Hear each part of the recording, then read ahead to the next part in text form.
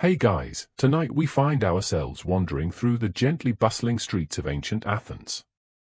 The marble buildings glow softly beneath the golden haze of sunset, the distant hum of philosophical arguments drifting lazily through the air. You stroll leisurely, feeling the warmth of polished stone under your feet, the faint scent of olives and freshly baked bread wafting through the air. But even amid this tranquil beauty, a curious anxiety floats silently among the Athenians, and it's tied directly to a surprisingly personal choice: skipping intimacy. Yes, you heard me right. In ancient Greece, not partaking in certain activities had serious, almost ominous implications. You probably wouldn't survive this strange mindset, because avoiding intimacy wasn't just a personal choice, it was considered downright risky, even dangerous. But hey, who needs reality checks right now?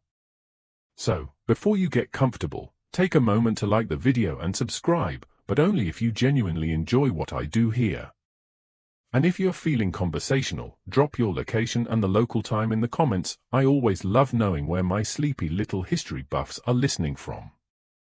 Now, dim the lights, maybe turn on a fan for that soft background hum, and let's ease into tonight's journey together. You amble slowly through the agora, the public heart of Athens, nodding politely to merchants and craftsmen as they pack up their stalls. Their tired smiles seem friendly enough, but beneath the surface lurks something peculiar. You overhear snippets of conversation, something about restless nights, unbalanced humors, and angry gods, all connected by one curious thread: abstinence. This probably feels like a strange fixation, especially from a civilization known for philosophy, art, and stunning architecture. But here's the catch: ancient Greece was deeply invested in the idea that humans needed regular intimacy to maintain balance in body, mind, and soul. Abstaining, willingly or otherwise, carried mysterious consequences, some trivial, others alarmingly dramatic. A grizzled philosopher shuffles past you, muttering quietly under his breath about imbalances and mysterious fluids. He clutches a scroll tightly, its edges worn smooth from obsessive handling. Nearby, two women whisper in anxious tones about a friend who'd gone too long without intimacy and began acting strangely. They suspect divine displeasure, perhaps Aphrodite herself was involved, punishing negligence with quiet, playful malice. You pause for a moment, absorbing this unusual chatter. A deep breath fills your lungs, mixing with the scent of lavender and incense wafting from a nearby shrine. Athens, in all its sophistication, took this seriously. Abstinence wasn't merely personal, it was a civic concern. So why exactly did the ancient Greeks care so much about your private choices? Well, the answer lies in their core belief that human life depended on careful balance and moderation. Excess and deprivation both had their risks, but abstinence held a uniquely dubious reputation. Greek doctors, philosophers, and everyday citizens alike viewed intimacy as a vital force, almost a necessary nutrient for physical health and emotional well-being. Denying oneself risked upsetting not just bodily health but the entire cosmic order. Yeah, no pressure at all. The sun finally dips behind the Acropolis, casting long, mellow shadows across the agora's smooth stones. You watch citizens drift homeward, feeling quietly grateful your modern stresses involve fewer divine punishments and fluid imbalances. Yet curiosity tugs gently at your sleeve. What exactly did Greeks think would happen if you skipped intimacy for too long? It wasn't just superstition. Esteemed physicians like Hippocrates, the father of medicine himself, argued quite convincingly about it. He was convinced that abstinence caused fluids in your body to stagnate, slowly becoming toxic. No wonder some Athenians looked so worried. Philosophers weren't far behind in their anxious theories, either. Plato, normally quite composed, warned solemnly that unspent passion transformed dangerously, bubbling into restless energy that might spiral into madness. Aristotle, slightly less dramatic but equally concerned, firmly suggested moderation. Skip intimacy for too long, he lectured, and your intellectual capabilities would wane, leaving you cranky and mentally sluggish. You pass an olive oil merchant who casually tosses around the word miasma, an ominous-sounding Greek term roughly meaning pollution or spiritual impurity. In ancient Greek thought, abstinence could breed miasma, creating an invisible aura of trouble around you, souring your fortunes, friendships, and fate itself. But even beyond philosophy and medicine, mythology crept quietly into the picture. Gods watched closely from Mount Olympus, their divine eyes monitoring human behaviors. Neglect your intimacy, and you risked angering Aphrodite, goddess of love, or worse yet, Zeus himself, always quick to meddle with mortals who ignored their natural urges. This blending of myth, medicine, and morality created a pervasive cultural anxiety.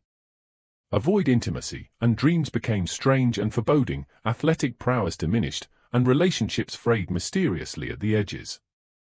Suddenly, abstinence wasn't just personal, it was a social and cosmic dilemma. You overhear more murmurs as you continue your twilight walk, snippets of conversations that seem both amusing and quietly unsettling. One young man admits nervously to a friend that he skipped intimacy recently and immediately lost at dice, clearly a direct punishment from irritated gods.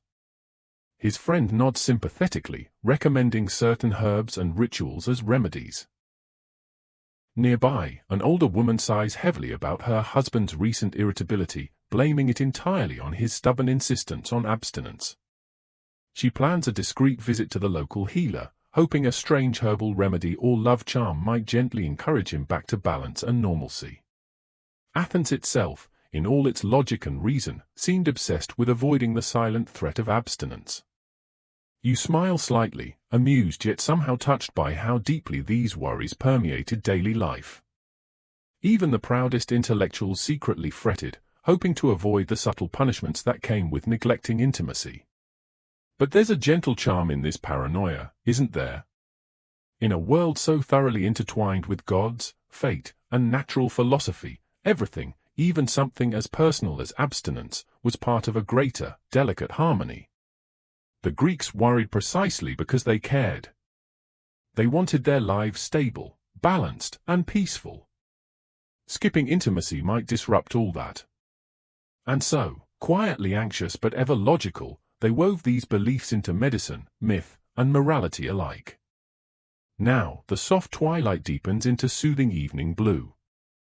The gentle murmurs fade as Athenians retire indoors, leaving you standing alone beneath flickering torchlight. You stretch lazily, enjoying the warm Athenian evening, bemused and curious about what tomorrow might bring, probably more debates, divine worries, and strange remedies for abstinence. But as strange as it seems, there's something oddly comforting in the idea that ancient Greeks cared so deeply about such personal concerns. They genuinely wanted you well, their ancient version of you, or to stay happy, healthy, and balanced, even if their methods seem amusingly dramatic from a modern viewpoint. So, as night fully descends and stars wink gently above the marble city, you resolve to wander deeper into this odd yet charming belief. After all, Hippocrates awaits, ready to tell you precisely what happens to your body's fluids if you skip intimacy for too long, and trust me, it's far weirder than you imagine. But for now, rest easy, relax, and let Athens softly lull you toward sleep, reminding you that humans have always worried about strange, intimate things. And somehow, that's deeply comforting. You stroll leisurely toward a quiet side street, the noise of the agora fading gently behind you. The smooth marble under your sandals feels cool now, the air growing soft and tranquil, yet you find yourself strangely fixated on something you overheard earlier. Hippocrates, yes, the Hippocrates, the father of medicine himself, had some rather peculiar ideas about intimacy, or rather, the lack thereof. Now, you're probably picturing him as this wise, stoic figure in flowing robes, dispensing profound medical truths to crowds of reverent Athenians. And sure, he was that guy, but he also spent an inordinate amount of time thinking about what happened when you skipped intimacy. Apparently, ancient Greek doctors worried a lot about your bodily fluids getting backed up, literally. In fact, Hippocrates didn't just casually mention it in passing, he wrote extensively about the theory of bodily humors. Humorism, as it's known, suggested your health hinged precariously on the delicate balance of four key fluids: blood, phlegm, yellow bile, and black bile. Sounds tasty, doesn't it? Well, to Hippocrates, these humors weren't just bodily fluids, they determined your entire personality and health. Too much or too little of any humor, and you'd find yourself in trouble. And abstinence? Oh, Hippocrates was convinced it severely disrupted this critical balance. To him, intimacy was the healthy, necessary mechanism for releasing pent-up fluids, especially excess blood and phlegm. Skip intimacy, and those humors start piling up, throwing off your balance, making you moody, sluggish, and, here's the kicker, even physically ill. As you imagine this scenario, a soft chuckle escapes your lips, picturing a patient anxiously describing mysterious symptoms to Hippocrates. Patient: Doctor, I'm feeling quite awful lately. Tired, restless, and I swear, my blood feels too full. Hippocrates, nodding wisely, yes, you've clearly neglected your necessary duties. These fluids can't drain themselves, you know. Perhaps consider being a bit less cautious. It's almost comforting to imagine that medical advice used to be this amusingly straightforward. But this theory wasn't just comedy, it carried real weight. Hippocrates taught that neglecting intimacy could create dangerous stagnation, essentially turning your body into a slow-moving swamp of humors. And nobody enjoys being a swamp. At its mildest, he argued, you'd find yourself irritable, listless, and unhappy. But Hippocrates warned seriously that prolonged abstinence could have darker, stranger consequences. He genuinely believed you might fall victim to physical ailments such as dizziness, headaches, poor digestion, and eventually, more severe conditions like melancholy and lethargy, both dangerously serious to the Greeks. Historians still argue whether Hippocrates genuinely believed these theories or merely used them as clever ways to encourage moderation. After all, he was known for advocating balanced lifestyles. Maybe he simply understood human psychology and used subtle exaggeration to convince stubborn Greeks to take better care of themselves. But whatever his reasons, his ideas stuck. Greeks genuinely feared the dangers of fluid imbalance. This wasn't idle superstition, it was taken seriously enough that entire treatments and medical procedures evolved around restoring these delicate humoral balances. Imagine you're feeling lethargic and moody from abstinence. According to Hippocrates, you urgently needed to drain those fluids, literally. You might find yourself subjected to curious treatments. Perhaps you'd be prescribed vigorous exercise, steam baths, or certain herbs to help release the stagnation. And yes, in more extreme cases, actual bloodletting was suggested, all to restore balance. Now, walking slowly beneath the stars, you can't help but ponder the amusing image of ancient Athenians desperately trying every remedy possible simply because they skipped intimacy a bit too long. But Hippocrates didn't stop at physical symptoms, he took things further into the realm of personality itself. Each humor had distinct personality traits: blood was lively and optimistic, phlegm calm and unemotional, yellow bile ambitious yet irritable, and black bile thoughtful but melancholy. Abstinence, he warned gravely, could throw off your personality, altering who you fundamentally were. A cheerful, sociable person might suddenly turn withdrawn or gloomy, all because they hadn't properly drained their humors. You pause near a small fountain, listening to the soft trickle of water. It's oddly fitting, thinking of fluids needing release, while the sound gently lulls you into contemplation. Maybe, you muse, there's some tiny grain of wisdom hidden in this humor theory. After all, everyone's mood improves after a good rest, or whatever else might restore their balance. Yet, Hippocrates wasn't alone. His followers, doctors who respected him immensely, carried on his ideas and took them even further. The medical school at Kos, his famous school, continued emphasizing abstinence's dangers. Greek physicians wrote extensively about mysterious ailments stemming from abstinence, creating vivid, strangely poetic descriptions of symptoms that sound suspiciously like simple frustration to modern ears. Imagine yourself walking into a clinic in ancient Greece, nervously explaining your odd symptoms. You say, "Doctor, I have headaches and fatigue. I feel restless, anxious, and my dreams have become bizarrely vivid." Your doctor nods gravely, gently touching your wrist to check your pulse. He sighs knowingly. My dear friend, it's obvious your humors are severely backed up. Tell me honestly, how long have you been abstaining? You blush slightly, muttering that it's been a while. The doctor clicks his tongue gently, writing something onto a wax tablet. Very well, he says kindly, we'll prescribe steam baths, exercise, and perhaps some pleasant herbs. I'd suggest you take immediate steps to address this issue. Your humors demand release. You can't help but smile at this, imagining how earnest and yet oddly comforting such advice must have been. But here's where things get truly strange. Greeks didn't just treat individuals, they also believed these imbalances could affect entire communities. A city with too many citizens practicing abstinence was viewed as unhealthy, at risk of divine displeasure or societal decline. Hippocrates indirectly influenced city-states to encourage festivals, dances, and public gatherings to subtly remedy widespread abstinence. Cities, too, needed healthy, balanced citizens, physically and emotionally satisfied ones. So you find yourself gently amused yet genuinely impressed at how seamlessly Hippocrates blended medical knowledge with social philosophy. Maybe he knew people better than history gives him credit for.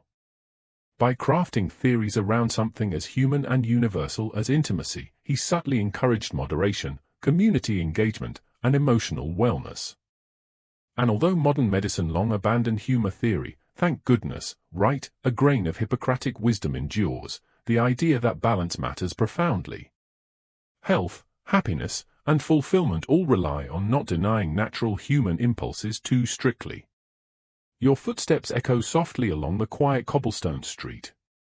Moonlight spills softly across white stone walls, bathing Athens in calm silver hues. Hippocrates might have been wrong about fluids piling up inside you, but maybe he understood something deeper about human nature, about the gentle dance between desire and restraint, indulgence and moderation. The stars overhead seem to wink knowingly at you, as if amused by humanity's eternal struggle for balance. Perhaps this humorous, pun fully intended, fixation with fluids and abstinence was simply ancient Greece's quirky yet charming way of reminding everyone to relax, embrace life, and find joy in natural pleasures. And isn't that thought oddly comforting? You breathe deeply, savoring the night's stillness. Hippocrates might have gotten the details hilariously wrong, but his underlying message resonates gently through time: moderation in all things, including moderation itself. And tonight, as Athens drifts softly to sleep, maybe that's enough. For now, let the humor settle gently, let the fluids find their balance, and let your own thoughts drift softly into restful slumber, free of worry, full of gentle amusement, grateful that your fluids, whatever their balance, are comfortably your own business. The air cools softly around you as you wander further into the quiet Athenian evening. Shadows lengthen gently across marble streets, moonlight creating silvery puddles that guide your leisurely steps. The city is hushed now, wrapped in a comforting stillness. But your mind drifts back, quietly intrigued, to Aristotle, yes, the famed philosopher himself, who took Hippocrates' ideas on intimacy and abstinence even further. Now, Aristotle wasn't exactly the life of the party. Imagine a rather serious man with impeccably groomed beard and robes, always carrying scrolls filled with densely written observations. Yet beneath his composed exterior lay some surprisingly passionate beliefs about intimacy, or rather, the deliberate avoidance of it. Aristotle saw moderation as the golden rule of human existence. He believed passionately in the concept of balance, famously asserting that virtue lies in the mean between extremes. So, naturally, abstinence became a major concern to him, not because he promoted excess, but precisely because he feared the dangers lurking behind too much self-denial. Picture yourself now in Aristotle's famed Lyceum, a shaded grove outside Athens filled with olive trees and winding paths. You linger comfortably at the back of his audience, enjoying the dappled sunlight filtering through leaves. Aristotle speaks slowly, deliberately, pausing occasionally to gesture dramatically, emphasizing his points. Balance, he intones gravely, is fundamental. Too little intimacy, and one risks dullness and emotional detachment; too much, and the soul becomes enslaved to passion. The audience nods sagely, murmuring quiet agreement. Aristotle continues, frowning slightly as he emphasizes, but of these extremes, abstinence is uniquely troubling, harmful not just physically but intellectually and emotionally. The body grows restless, the mind turns dull. You raise an eyebrow, mildly amused. Aristotle, it seems, firmly believed skipping intimacy wasn't just problematic, it could quite literally make you less intelligent. The longer you abstained, he argued, the more your intellect and emotional health suffered. Imagine that. Aristotle, perhaps the most famously intellectual philosopher in history, openly claiming your brain depended on regular intimacy to function optimally. You suppress a chuckle, picturing students frantically scribbling notes, eager not to risk their scholarly futures on misplaced abstinence. But Aristotle was quite serious. He asserted boldly that prolonged abstinence would cloud your judgment, dull your wit, and significantly reduce your cognitive abilities. The humors, echoing Hippocrates, would indeed stagnate, but Aristotle suggested a deeper issue: neglecting intimacy starved the soul of vital energy needed for contemplation, decision-making, and creativity. Historians still argue whether Aristotle genuinely believed these claims literally or employed metaphorical exaggeration to caution against extreme asceticism. But Aristotle's influence was strong enough that these ideas spread widely, embedding deeply into Greek culture. You wander quietly beneath olive branches, thoughtfully absorbing Aristotle's reasoning. His concern wasn't purely medical, it was psychological, philosophical, and emotional. Aristotle feared emotional dullness even more than physical stagnation. Abstinence, he warned, could drain your spirit, leaving you melancholy, withdrawn, and disengaged from the rich complexities of life itself. Yet Aristotle's solution was not unbridled indulgence. Far from it. He championed moderation, gentle, thoughtful intimacy that nourished mind, body, and spirit equally. In his view, abstinence created damaging extremes, either frustrating pent-up energy or, worse, apathy. Aristotle firmly believed humans required careful balance to thrive intellectually, emotionally, and socially. It's strangely comforting, you think, how thoughtfully Aristotle approached such a personal, intimate subject.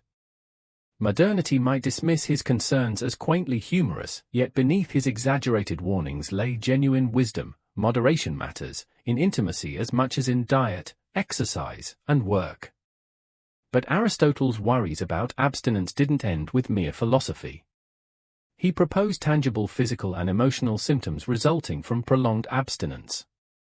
Symptoms like sleeplessness, agitation, restlessness, even emotional isolation or anxiety, all linked directly to skipping intimacy too long. You pause beneath a wide olive tree, moonlight glinting softly off its silver leaves. Aristotle's description sounds surprisingly modern, resembling what we'd call stress, anxiety, or mild depression today. He wasn't merely philosophizing. Aristotle clearly observed genuine psychological effects among Athenians who neglected intimacy. In his notes, Aristotle vividly describes individuals who became withdrawn, irritable, and restless after prolonged abstinence. They exhibited poor judgment, made impulsive decisions, and struggled to maintain friendships. To Aristotle, these weren't trivial personality quirks, they were signs of serious imbalance, threatening individual and community stability. Imagine being Aristotle's student, nervously approaching after class to confess privately that you're feeling distracted, forgetful, and moody. Aristotle would regard you gently but gravely, placing a comforting hand on your shoulder. "Ah, my friend," he'd murmur quietly, "this is precisely why moderation matters. Neglect intimacy, and the soul starves, weakening your judgment, eroding your intellectual vigor. I suggest you remedy this soon, gently, thoughtfully, but urgently." You smile slightly, amused yet touched by Aristotle's sincere concern. Maybe, despite modern skepticism, Aristotle understood something profoundly true about human nature. Emotional, intellectual, and physical wellness require careful balance. Intimacy wasn't frivolous, it nourished humans on every level. Aristotle also took seriously the communal implications. He firmly believed abstinence didn't just harm individuals, it weakened entire communities. Citizens who withdrew emotionally or intellectually due to abstinence risked civic disengagement, apathy, even instability. Athens depended on balanced, engaged citizens. Abstinence threatened this harmony. So Aristotle actively encouraged moderation through lectures, writings, and advice given privately to students and friends. He understood the human impulse toward extremes and gently nudged Athenians toward thoughtful, deliberate intimacy. Balance, Aristotle repeatedly emphasized, sustained personal happiness and civic virtue alike. You pause again, savoring the cool, quiet evening, and consider Aristotle's wisdom. Perhaps his details seem amusingly exaggerated, yet the underlying principle remains sound. Humans flourish best in moderation, not deprivation or excess. Aristotle might have fretted humorously about abstinence-induced intellectual dullness, but his deeper insight, that emotional balance matters profoundly, remains wise, even comforting. As you continue strolling leisurely beneath quiet moonlight, Aristotle's message resonates gently in your thoughts. Maybe abstinence won't literally dim your intellect or turn you into a melancholy shadow, but it could subtly erode your joy, creativity, and engagement with life. Balance, moderation, intimacy, all nourish the human spirit deeply and beautifully. Aristotle's warnings remind you gently that emotional well-being depends on thoughtful moderation. Intimacy isn't frivolous indulgence, it's a vital ingredient for balanced, joyful living. And abstinence, while sometimes necessary or chosen, carries subtle risks worth considering seriously. Now, as Athens grows quieter, you smile softly, comforted by Aristotle's gentle wisdom. The philosopher's sincere anxiety about abstinence no longer feels ridiculous, instead, it gently highlights the human need for balance, emotional warmth, and thoughtful connection. Stars flicker gently overhead, as though nodding quietly in agreement. Perhaps Aristotle, despite humorous exaggerations, knew humanity better than modernity gives him credit for. Abstinence isn't dangerous, but emotional neglect certainly can be. Aristotle, in his charming, peculiar way, reminds everyone softly to embrace intimacy, moderation, and joyful living. And tonight, beneath tranquil moonlight, his wisdom gently lulls you toward restful sleep, grateful, comforted, and quietly amused. Your stroll through Athens continues at an easy, dreamlike pace, the silvery moon now softly illuminating paths that wind gently toward Plato's famed academy. You find yourself smiling faintly, recalling that Plato, usually so calm, composed, and philosophical, also harbored curiously intense beliefs about the dangers of abstinence. Apparently, skipping intimacy was something Plato took very seriously, perhaps a bit too seriously. As you approach the academy, its stone arches gracefully draped with vines, you hear the distant murmur of students and scholars engaged in quiet debate. Moonlight filters gently through trees, casting soothing patterns onto the marble benches scattered thoughtfully around the grounds. And yet, beneath this tranquil academic atmosphere, Plato held a peculiar fear that abstinence, left unchecked, could unleash chaos on the human psyche. Imagine yourself seated comfortably on a cool marble bench, gazing up at Plato himself, pacing thoughtfully in front of his students, brow furrowed deeply in contemplation.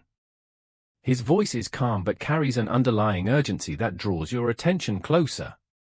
The human soul, Plato begins earnestly, is driven by powerful energies and desires. Intimacy serves as a natural channel, harmonizing these forces. But if these energies remain unspent, they gather strength, twisting inward, creating restlessness, perhaps even madness. Madness? You find yourself raising an eyebrow at this dramatic statement. Yet Plato is serious, his tone filled with genuine concern. For him, intimacy wasn't simply physical or emotional, it was vital spiritual hygiene. Abstinence, he argued, risked transforming passion into a dangerous, restless energy that disturbed reason, peace, and inner harmony. Plato wasn't alone in this belief. Many ancient Greeks genuinely feared that prolonged abstinence could lead to unsettling emotional or mental disturbances. But Plato elevated these fears, framing them philosophically as spiritual crises. Intimacy, to him, wasn't indulgence, it was necessary maintenance of the soul's equilibrium. You lean back slightly, amused yet intrigued by Plato's passionate concern. Picture him, a famously rational philosopher, genuinely worried that abstinence might spiral into chaotic psychic turmoil. It's both humorous and oddly endearing, revealing a deeply human vulnerability beneath his scholarly exterior. But Plato didn't merely theorize abstractly, he vividly described potential outcomes of prolonged abstinence. According to Plato, these restless energies, unspent passion, didn't simply fade quietly away, instead, they twisted and morphed, turning into destructive impulses like irritability, obsession, impulsiveness, or anxiety. Over time, he suggested, abstinence could lead individuals down dark emotional pathways, disconnected from reason, isolated from friends, or even suspicious of reality itself. Historians still argue whether Plato's warnings about abstinence-induced madness were meant literally or symbolically. Did Plato genuinely believe abstinence risked severe psychological breakdown, or did he use dramatic exaggeration to emphasize moderation and emotional balance? As you ponder this quietly, a gentle breeze rustles through nearby leaves, their soft whispers mingling with Plato's voice. Either way, Plato clearly saw intimacy as crucial, almost medicinal, preserving sanity, emotional balance, and spiritual health. But Plato wasn't advocating unrestrained indulgence, quite the opposite. He promoted intimacy within thoughtful moderation, believing it essential for emotional and psychological harmony. Abstinence was dangerous precisely because it denied the soul its natural balance, creating turmoil from unspent passion. Imagine an ancient Athenian confiding nervously to Plato about their recent struggles, restlessness, anxiety, strange dreams. Plato, ever patient, would offer gentle counsel. My dear friend, your soul cries out for balance. Abstinence starves the spirit, intimacy nourishes it gently. Seek moderation, and harmony will naturally return. You smile slightly at Plato's compassionate wisdom. His warnings about abstinence sound exaggerated to modern ears, yet beneath their drama lay genuine concern for human happiness and psychological wellness. Plato also connected abstinence's dangers explicitly with societal health. He argued passionately that emotional and spiritual turmoil from abstinence didn't just harm individuals, it weakened entire communities, threatening civic harmony. Citizens disconnected from emotional wellness risked instability, suspicion, even social conflict. So Plato advocated subtly but firmly for moderation. He understood humans naturally sought extremes, either rigid asceticism or impulsive indulgence, and gently guided his students toward thoughtful intimacy, nurturing emotional balance and social stability. Yet Plato's warnings about abstinence extended beyond psychological impacts. He connected emotional turmoil directly to physical health, echoing Hippocrates' humor theory. Unspent passion, he argued, could create bodily imbalance, manifesting physically as fatigue, headaches, or disrupted sleep. You stretch slowly, savoring the soothing quiet beneath starry skies, comforted yet gently amused by Plato's earnest warnings. Perhaps abstinence wouldn't literally plunge anyone into madness, but it certainly could subtly undermine emotional peace, creativity, or relationships. Plato's vivid descriptions remind you gently that intimacy nourishes deeply, beyond mere physicality. Plato also tied his abstinence theories intriguingly to dreams. He suggested restless energies manifested vividly at night, creating bizarre, unsettling dreams filled with strange symbolism or emotional intensity. Abstinence, he claimed earnestly, could literally haunt your subconscious, disturbing restful sleep with troubling nocturnal imagery. You smile, amused yet intrigued, imagining ancient Athenians anxiously recounting strange dreams to Plato, desperately seeking his wise interpretation. Plato, ever patient, would gently reassure them, recommending moderate intimacy as a cure for restless nocturnal energies. And perhaps Plato's insights weren't entirely misplaced. After all, emotional frustrations or anxieties often manifest vividly in dreams, maybe abstinence did create restless nights filled with odd symbolism. Plato's concern, exaggerated as it might seem, contains subtle psychological truth. Emotional denial often finds its way quietly into subconscious realms. Plato's earnest anxiety about abstinence also inspired peculiar, even amusing, cultural practices. Greeks genuinely feared restless energies building dangerously inside abstinent individuals, causing them to prescribe remedies like vigorous exercise, dancing, or herbal treatments intended to soothe unspent passion. Picture ancient Athenians anxiously seeking remedies at public festivals, dancing vigorously under moonlight, desperately releasing pent-up energies.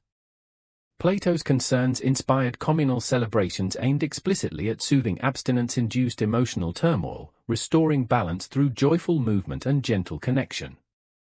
You chuckle softly, imagining Plato quietly nodding approval at Athenians dancing earnestly beneath the stars, gently releasing restless energies. Perhaps Plato secretly attended these festivals himself, smiling quietly as his advice subtly encouraged joyful community gatherings. Plato's abstinence theories also deeply influenced other philosophers, physicians, and cultural practices, embedding themselves subtly into Greek society.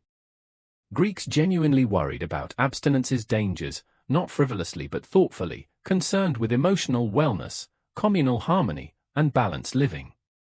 You pause again beneath tranquil moonlight, savoring the soothing stillness around you. Plato's anxiety about abstinence, humorous as it sounds, gently reminds you of something profoundly wise: emotional balance matters deeply. Abstinence might not cause literal madness, but emotional denial, unaddressed, can subtly disrupt inner harmony, creativity, and joy. As stars twinkle softly above, you breathe deeply, comforted by Plato's gentle wisdom. His humorous exaggerations contain subtle psychological truths worth considering seriously. Intimacy nourishes emotional wellness profoundly, balancing restless energies into gentle harmony. Tonight, beneath peaceful Athenian skies, Plato's earnest concerns gently guide you toward restful sleep, grateful, amused, and comforted. Perhaps abstinence won't literally drive anyone mad, but emotional wellness certainly thrives best in gentle moderation.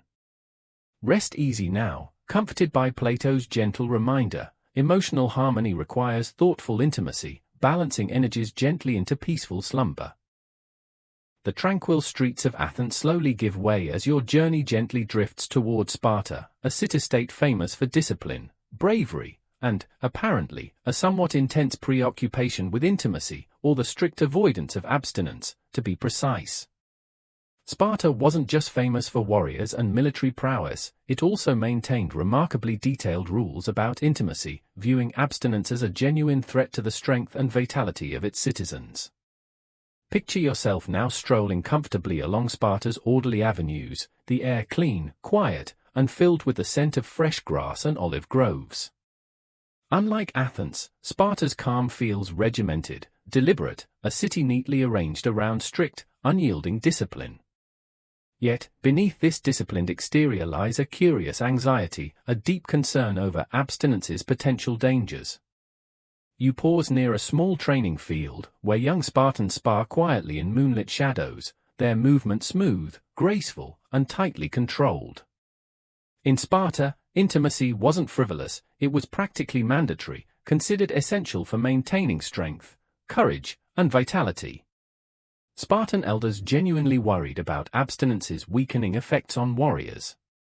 They believed prolonged abstinence drained strength, diminished courage, and compromised battle readiness.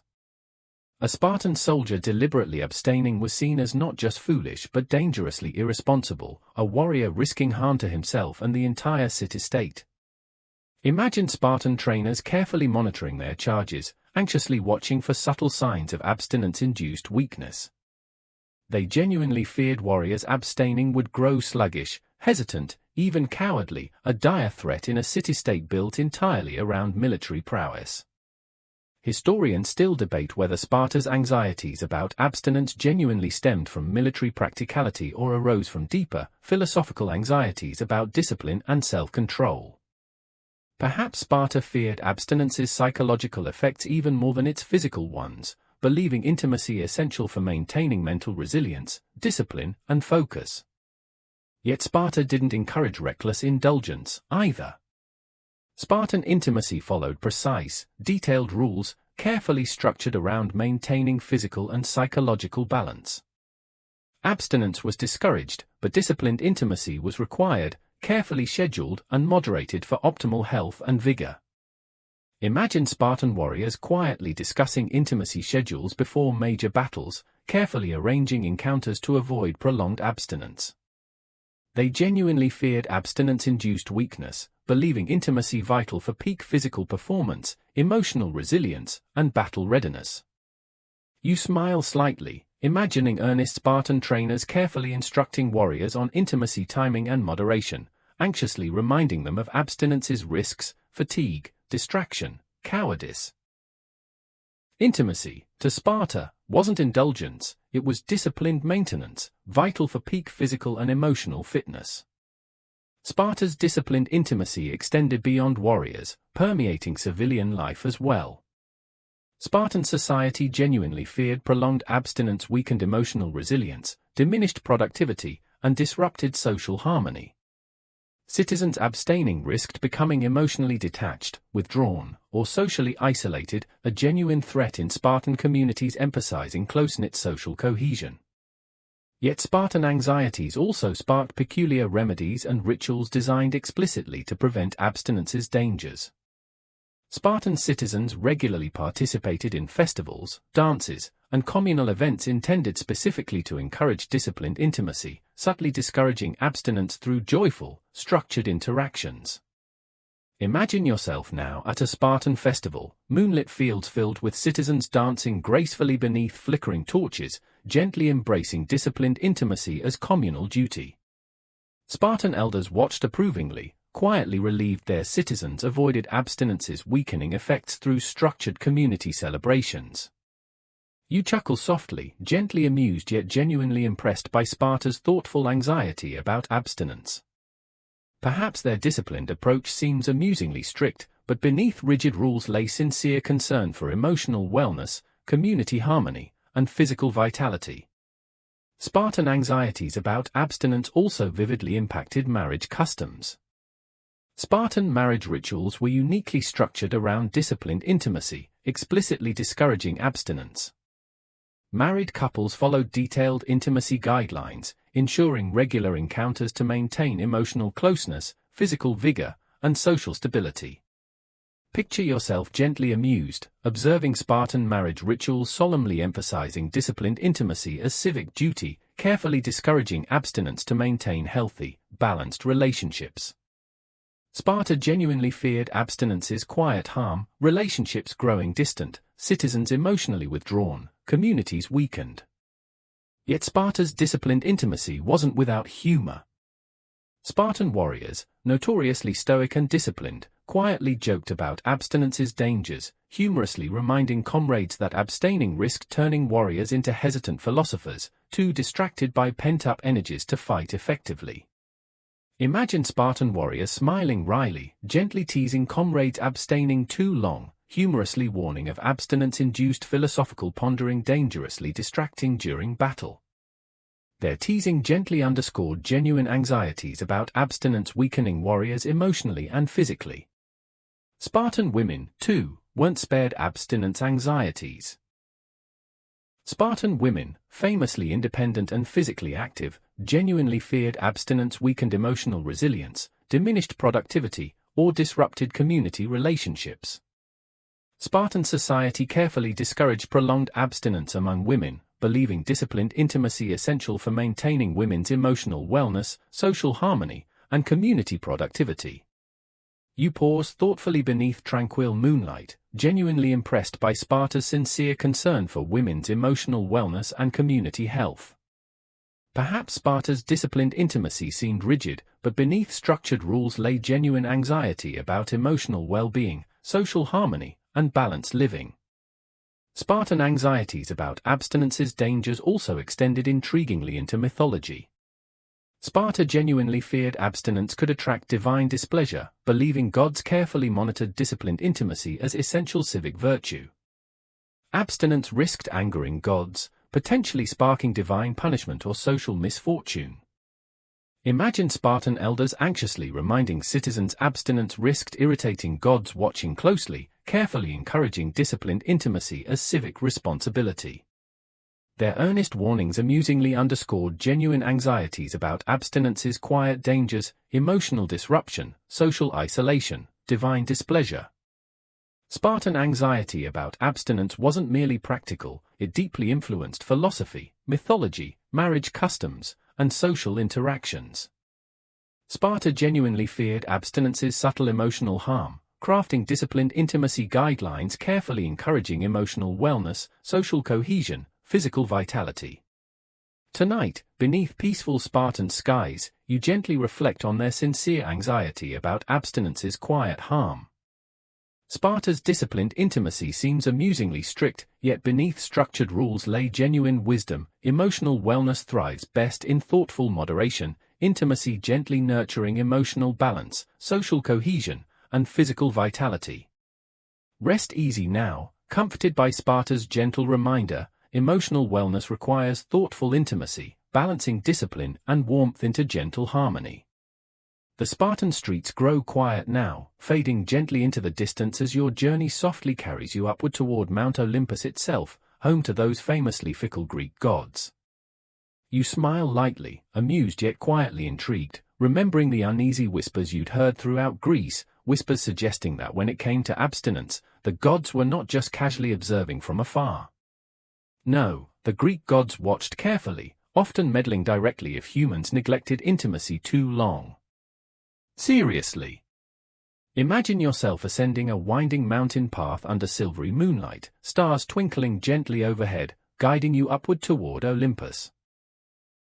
The night air grows cooler, carrying faint hints of lavender and pine, and you find yourself glancing cautiously skyward, half expecting mischievous divine eyes to meet yours. After all, ancient Greeks genuinely believed gods closely monitored intimacy, carefully watching mortals to ensure balanced behavior. Historians still debate whether Greeks genuinely believed gods directly punished abstinence or if these warnings served as clever psychological encouragement toward moderation. Either way, Greeks carefully wove divine anxieties into daily life, gently nudging citizens away from prolonged abstinence through subtle fears of divine displeasure. Yet Greeks didn't merely fear divine punishments, they also believed God subtly influenced emotional wellness. Abstinence risked quietly angering Aphrodite, goddess of love, potentially sparking emotional turmoil, relationship difficulties, or social isolation. Zeus, king of gods, watched carefully, subtly intervening if mortals neglected intimacy too long. Imagine Athenians quietly whispering anxiously about friends mysteriously experiencing relationship difficulties or emotional distress after abstaining, genuinely suspecting Aphrodite's subtle displeasure behind their struggles. Gods watched carefully, gently influencing emotional wellness, nudging mortals toward thoughtful intimacy. You smile slightly, gently amused yet genuinely impressed by Greek subtle anxiety about divine displeasure. Perhaps it seems amusingly dramatic, but beneath divine warnings lay sincere concern for emotional wellness, relationships, and balanced living. Greek myths vividly illustrated divine anxieties about abstinence, often humorously describing God subtly intervening if mortals neglected intimacy too long. Zeus famously meddled repeatedly, intervening mischievously in mortal relationships, gently punishing prolonged abstinence with subtle emotional turmoil or humorous romantic entanglements. Imagine Zeus, famously mischievous, quietly observing mortals abstaining too long, gently intervening to nudge relationships or emotions back toward intimacy. Mortals nervously wondered if sudden romantic difficulties or emotional turmoil stemmed quietly from Zeus's subtle interventions. Aphrodite, too, subtly influenced mortal relationships, gently encouraging intimacy and punishing prolonged abstinence through emotional or social difficulties. Greeks genuinely feared Aphrodite's quiet displeasure, believing she gently nudged mortals toward thoughtful intimacy, subtly punishing abstinence through emotional distance or social isolation. You smile softly, imagining Athenians nervously whispering about Aphrodite's subtle displeasure quietly behind relationship difficulties or emotional turmoil. Perhaps Greeks humorously exaggerated divine anxieties, but beneath amusing stories lay genuine concern for emotional wellness, balanced relationships, and thoughtful intimacy. Yet divine anxieties about abstinence also inspired peculiar rituals and practices explicitly aimed at appeasing gods, carefully monitoring intimacy. Greeks frequently participated in festivals, dances, and rituals designed specifically to honor Aphrodite, subtly discouraging abstinence through joyful community gatherings and gentle emotional bonding. Imagine yourself attending an Aphrodite festival, moonlit temples filled with citizens dancing gracefully beneath flickering torches, gently embracing intimacy as divine duty. Greeks genuinely believed Aphrodite carefully watched intimacy, quietly influencing emotional wellness, relationships, and social harmony. You chuckle softly, gently amused yet genuinely impressed by Greeks' thoughtful anxiety about divine displeasure. Perhaps their divine warnings seem humorously exaggerated, but beneath amusing rituals lay genuine wisdom. Emotional wellness thrives best in thoughtful intimacy, gently encouraged through communal celebrations and divine anxieties. Yet Greeks also believed gods subtly influence physical wellness, echoing Hippocrates' humor theory. Abstinence risked quietly angering Apollo, god of health, potentially sparking physical ailments, subtly punishing prolonged abstinence. Imagine Athenians nervously whispering anxiously about friends mysteriously experiencing fatigue, headaches, or disrupted sleep after abstaining, genuinely suspecting Apollo's subtle displeasure quietly behind physical ailments. Greeks carefully wove divine anxieties into physical wellness, gently discouraging abstinence through subtle fears of divine punishment. You smile slightly, gently amused yet genuinely impressed by Greeks' sincere anxiety about divine displeasure quietly influencing physical wellness. Perhaps Apollo's subtle punishments seem amusingly exaggerated, but beneath divine anxieties lay genuine concern for physical vitality, emotional wellness, and balanced living. Yet Greek anxieties about divine displeasure also vividly influence marriage customs, carefully encouraging intimacy through subtle fears of gods closely monitoring marital intimacy. Greeks genuinely feared abstinence's quiet harm, relationships growing distant, emotional turmoil, or divine displeasure quietly punishing prolonged abstinence. Imagine Greek marriage rituals solemnly emphasizing intimacy as divine duty, carefully discouraging abstinence through subtle fears of gods quietly influencing relationships, emotional wellness, and social harmony. Greeks genuinely believed divine anxieties gently nudged marital intimacy toward thoughtful moderation, subtly preventing emotional distance or divine displeasure. You pause thoughtfully beneath tranquil moonlight, genuinely impressed by Greek subtle anxiety about divine displeasure quietly influencing emotional wellness and relationships. Perhaps their divine warnings seem humorously exaggerated, but beneath amusing myths lay genuine wisdom. Emotional wellness thrives best in thoughtful intimacy, gently nurtured through subtle divine anxieties. Tonight, beneath peaceful Olympian skies, you gently reflect on Greek sincere anxiety about abstinence quietly angering gods carefully monitoring intimacy. Greeks' divine anxieties seem amusingly dramatic, yet beneath humorous exaggerations lay genuine concern for emotional wellness, relationships, physical vitality, and balanced living. Rest easy now, comforted by Greeks' gentle reminder. Emotional wellness requires thoughtful intimacy, subtly nurtured through gentle anxieties about divine displeasure quietly influencing relationships, emotions, and physical wellness. Let Olympian anxieties gently lull you toward restful sleep tonight, softly comforted by divine wisdom subtly encouraging thoughtful intimacy, emotional wellness, and balanced living. Leaving behind the watchful gaze of Olympian gods, you now find yourself drifting into an altogether stranger realm of Greek belief, the peculiar connection they saw between abstinence and dreams. The Greeks, ever thoughtful, ever philosophical, genuinely believed that neglecting intimacy for extended periods could have profound and bizarre effects upon your nightly rest. They feared not merely tossing and turning but vivid, unsettling visions that carried significant symbolic weight, visions that might even forecast one's future or signal hidden troubles lurking beneath waking life. Picture yourself gently strolling through a quiet Greek village at twilight. Soft lantern light spills from open doorways, mingling comfortably with evening shadows. A whisper of thyme and rosemary drifts on the evening breeze as locals gather to share hushed tales about the strange dreams plaguing those who neglected intimacy. In these whispered conversations, abstinence wasn't simply a private matter, it could become a doorway into unsettling worlds hidden deep within the subconscious. For ancient Greeks, dreams weren't just random brain firings or insignificant nighttime ramblings. Dreams carried powerful messages, often believed to originate directly from the gods themselves.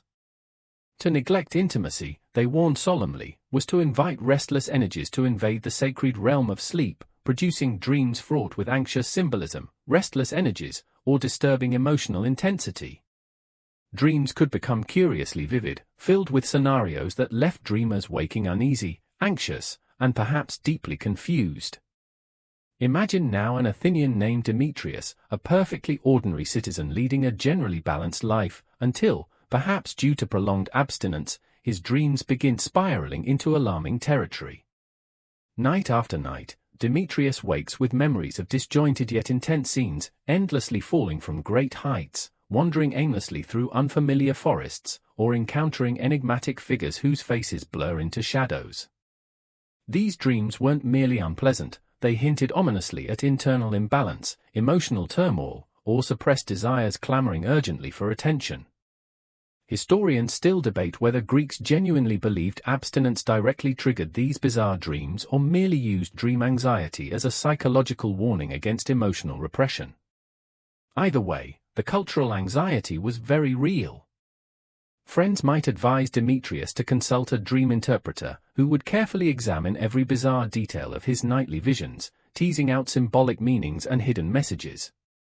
Perhaps the endless fall represented fear of emotional vulnerability, wandering aimlessly might signify lost purpose or suppressed desires seeking release. But the interpretations wouldn't stop at simple emotional or psychological analyses. Dreams often carried subtle divine implications. Perhaps Demetrius's unsettling dreams signified displeasure from Aphrodite herself, goddess of love, gently warning him against the imbalance of prolonged abstinence. Or maybe Apollo, god of harmony and health, subtly cautioned him about neglecting vital energies required for emotional well-being. To Greeks, dreams thus became a vital conduit of communication between mortal and divine realms. Abstinence wasn't merely problematic, it risked blocking channels of emotional wellness, creating restless psychic energies demanding urgent release. This belief profoundly shaped Greek attitudes towards sleep hygiene, emotional expression, and intimacy itself. Greek physicians and philosophers, including both Hippocrates and Plato, wrote extensively about dream disturbances linked explicitly to prolonged abstinence. Hippocrates, always practical, argued vividly that suppressed emotional and physical energies inevitably found expression through disturbing dreams. Plato, ever philosophical, suggested abstinence produced restless subconscious energies, vividly surfacing in dreams filled with bizarre scenarios, unsettling images, or powerful emotional symbolism. You might wonder softly to yourself whether the Greeks genuinely believed dreams carried such profound significance or cleverly used them to warn against emotional imbalance. The answer lies gently between both possibilities. Dreams held real symbolic weight, carefully interpreted by philosophers and priests alike, yet also served cleverly as subtle psychological encouragement toward emotional openness, moderation, and thoughtful intimacy. Imagine yourself attending a quiet gathering in ancient Greece, where citizens gather beneath starry skies to discuss recent dreams. One man quietly recounts visions of endless wandering through shadowy forests, another describes anxiously falling through skies without landing, and a woman nervously shares repeated dreams of losing her voice whenever she attempts to speak. Each dream carries subtle yet profound symbolic implications, signs of emotional imbalance, suppressed desires, or anxieties quietly building beneath waking life. These communal dream gatherings weren't trivial gossip sessions, they provided vital opportunities for emotional honesty, psychological insight, and gentle encouragement toward thoughtful moderation. Community members gently advised dreamers to examine their emotional lives, relationships, or behaviors carefully. Abstinence, if identified as a likely cause, was gently discouraged, not through stern warnings but through compassionate, thoughtful encouragement toward emotional openness, balance, and intimacy.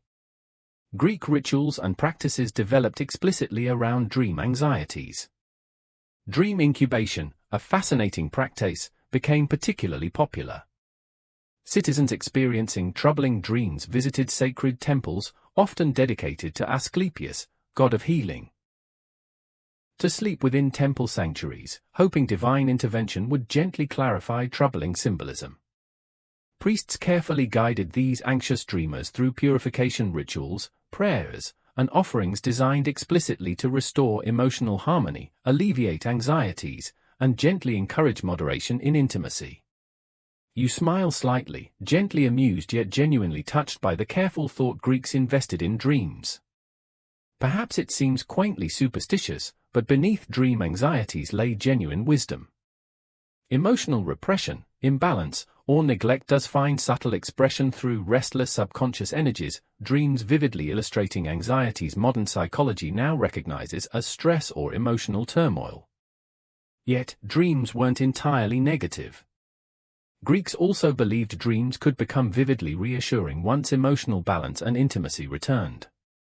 Dreamers often reported dreams shifting dramatically after addressing prolonged abstinence or emotional repression. Once troubled dreams transformed gently into peaceful visions, calm seas, sunlit gardens, or affectionate reunions with loved ones, signaling emotional harmony finally restored.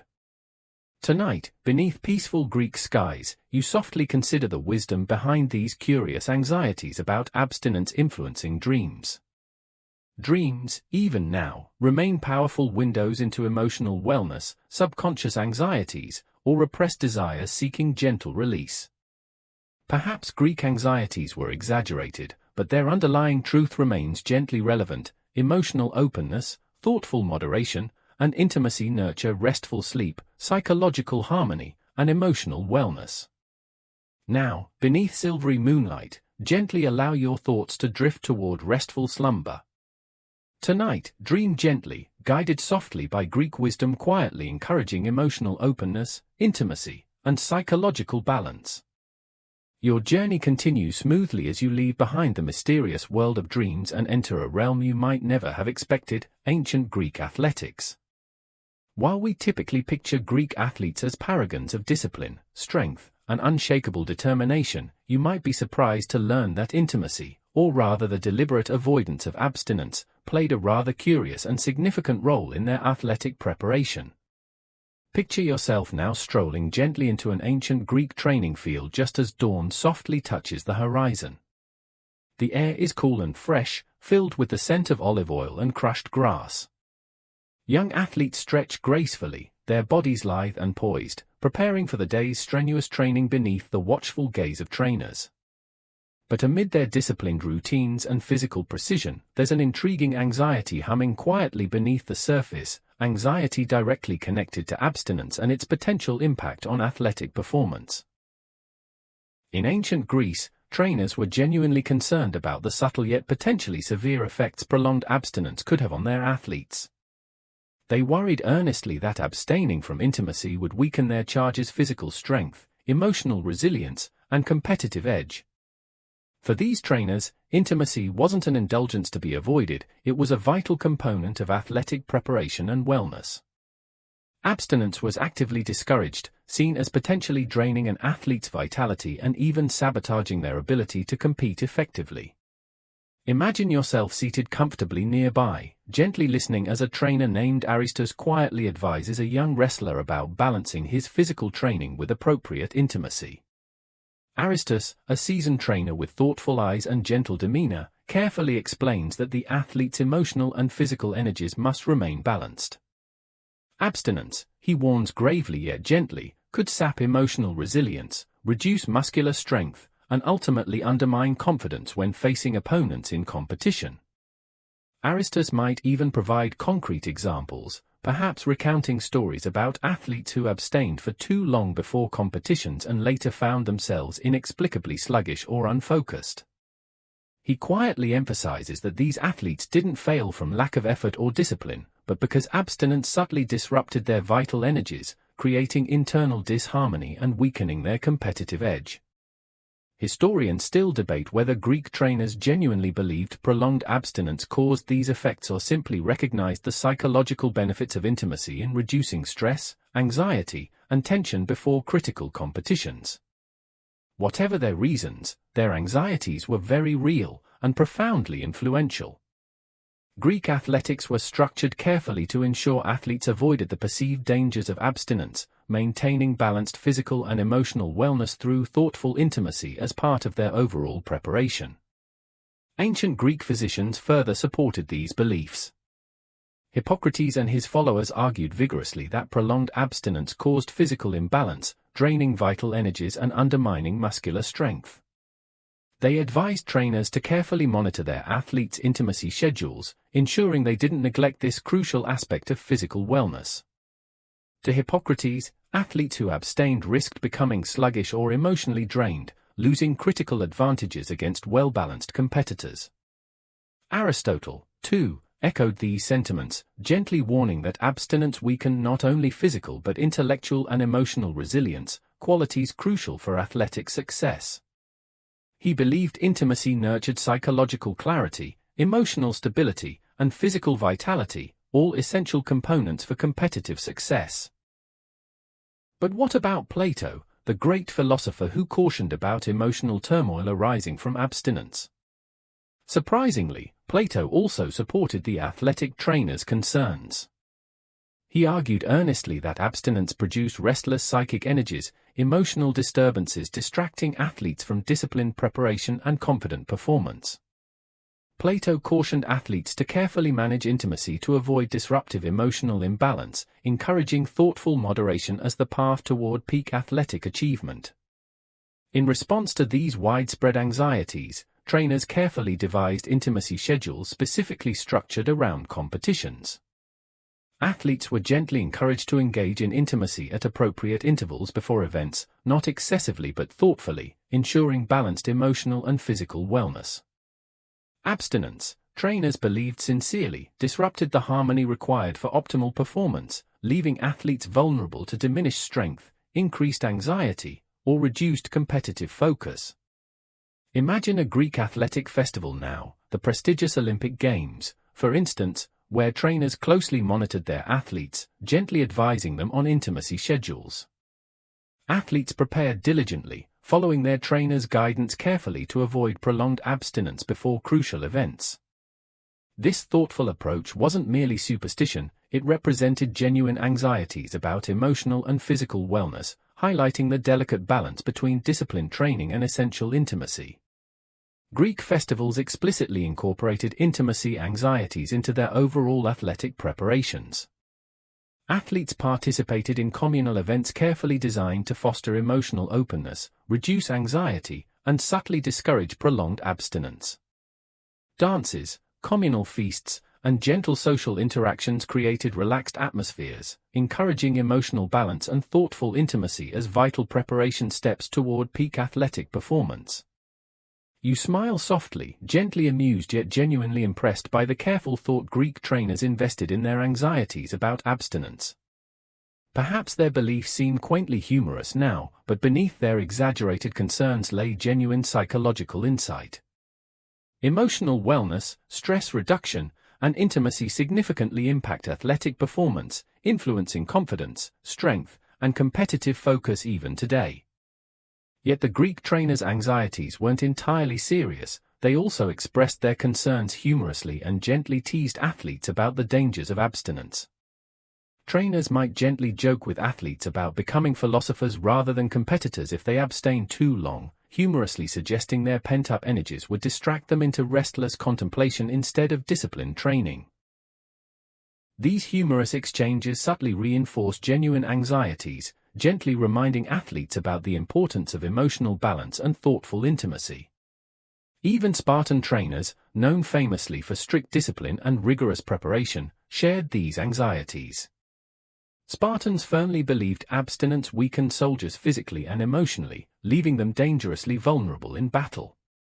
Spartan athletic trainers mirrored these concerns, gently advising athletes that prolonged abstinence risked diminished strength, emotional hesitance, and reduced courage in competitive arenas. Tonight, as you gently reflect beneath the tranquil sky, consider the quiet wisdom hidden within ancient Greek athletic anxieties about abstinence. These trainers, perhaps unknowingly, understood deeply that emotional wellness, psychological clarity, and intimacy profoundly influence physical performance. Their thoughtful concerns, amusing as they might seem, carry genuine psychological insight that continues resonating gently today. Perhaps modern athletic trainers no longer structure intimacy schedules explicitly, but their understanding of emotional wellness, stress management, and psychological harmony echoes ancient Greek wisdom. Balanced intimacy nurtures emotional openness, reduces anxiety, and fosters psychological resilience, qualities essential for athletic achievement, emotional wellness, and competitive confidence. Now, beneath soft starlight, allow your thoughts gently to drift toward restful sleep, comforted by the thoughtful wisdom ancient Greek trainers quietly offered. Tonight, let these subtle anxieties remind you gently that emotional wellness requires thoughtful balance, intimacy subtly nurturing physical vitality, emotional harmony, and psychological resilience alike. Rest easy, comforted by this gentle reminder, balance, moderation, and intimacy quietly nurture wellness, guiding gently toward emotional harmony and restful sleep. As your journey continues, you gently step into the curious and occasionally humorous realm of ancient Greek remedies for abstinence. For all their anxieties about intimacy, fluid balance, and emotional harmony, Greeks weren't content merely fretting, they also actively sought practical solutions. And when it came to restoring balance disrupted by prolonged abstinence, their methods ranged from charmingly sensible to delightfully bizarre. Imagine yourself now strolling leisurely through a peaceful Greek marketplace beneath a softly glowing dawn sky. Merchants quietly arrange colorful arrays of aromatic herbs, delicate vials of oils, and small jars filled with unusual concoctions.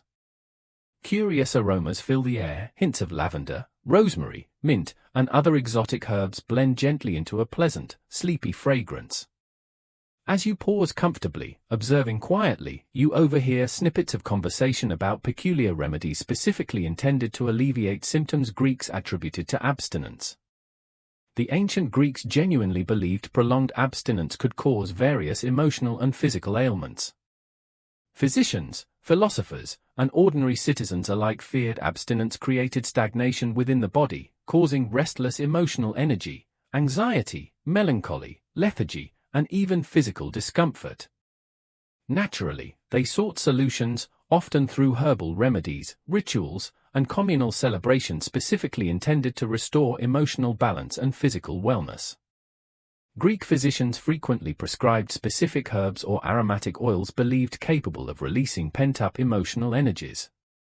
For instance, a gentle herbal tea made from chamomile, lavender, or mint might be recommended to soothe anxiety or restless sleep caused by abstinence-induced imbalances. Physicians genuinely believed these herbs carried subtle emotional properties capable of calming anxious energies, reducing emotional tension, and restoring restful sleep disturbed by prolonged abstinence. You smile slightly, gently amused yet genuinely touched by the earnestness behind these herbal prescriptions. Perhaps the Greeks didn't fully understand modern psychology, but their intuitive wisdom recognized herbs' subtle emotional benefits, gently soothing anxieties and emotional disturbances. Yet herbal teas were merely the beginning. Greeks often prescribed more elaborate herbal concoctions, mixtures including valerian, sage, thyme, or fennel, intended explicitly to address abstinence-related emotional or physical symptoms. Physicians carefully blended these herbs, believing their combined emotional properties could effectively restore emotional balance, alleviate physical tension, and gently encourage emotional openness. Historians still debate whether Greeks genuinely believed these herbs specifically targeted abstinence-related symptoms or simply appreciated their subtle emotional calming effects generally. Either way, herbal remedies formed an essential part of Greek responses to abstinence anxieties, thoughtfully prescribed by physicians, carefully prepared by herbalists, and eagerly purchased by citizens seeking gentle emotional relief. Beyond herbs, Greeks embraced aromatic oils enthusiastically as remedies for abstinence-induced emotional disturbances. Physicians prescribed oils of lavender, rose, jasmine, or sandalwood, believing their subtle emotional fragrances gently soothed anxious energies, calmed restless emotions, and encouraged emotional openness. These oils weren't simply pleasant scents, they carried deep emotional symbolism, gently guiding users toward emotional harmony disrupted by prolonged abstinence. Imagine yourself observing quietly as Greeks purchased delicate vials of aromatic oils, gently applying soothing fragrances to wrists, temples, or beneath pillows before sleep. These rituals carried profound emotional significance, quietly encouraging emotional openness, reducing anxiety, and restoring restful sleep gently disturbed by abstinence. Yet Greek remedies extended beyond herbal or aromatic approaches. Rituals and communal gatherings played essential roles in alleviating abstinence anxieties, gently encouraging emotional openness and social harmony. Greeks frequently attended festivals, dances, or feasts specifically designed to foster emotional connection, reduce anxiety, and subtly discourage prolonged abstinence. These gatherings created warm, joyful atmospheres, gently nurturing emotional wellness, social bonds, and intimacy as essential components of balanced living. Picture yourself attending such a festival beneath tranquil moonlight. Citizens dance gracefully, laughter mingles comfortably with music, and gentle emotional connections form easily among participants.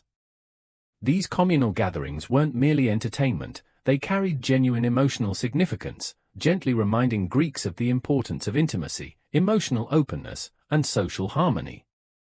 Abstinence anxiety subtly faded within these joyful celebrations, replaced gently by emotional warmth, social bonds, and community harmony.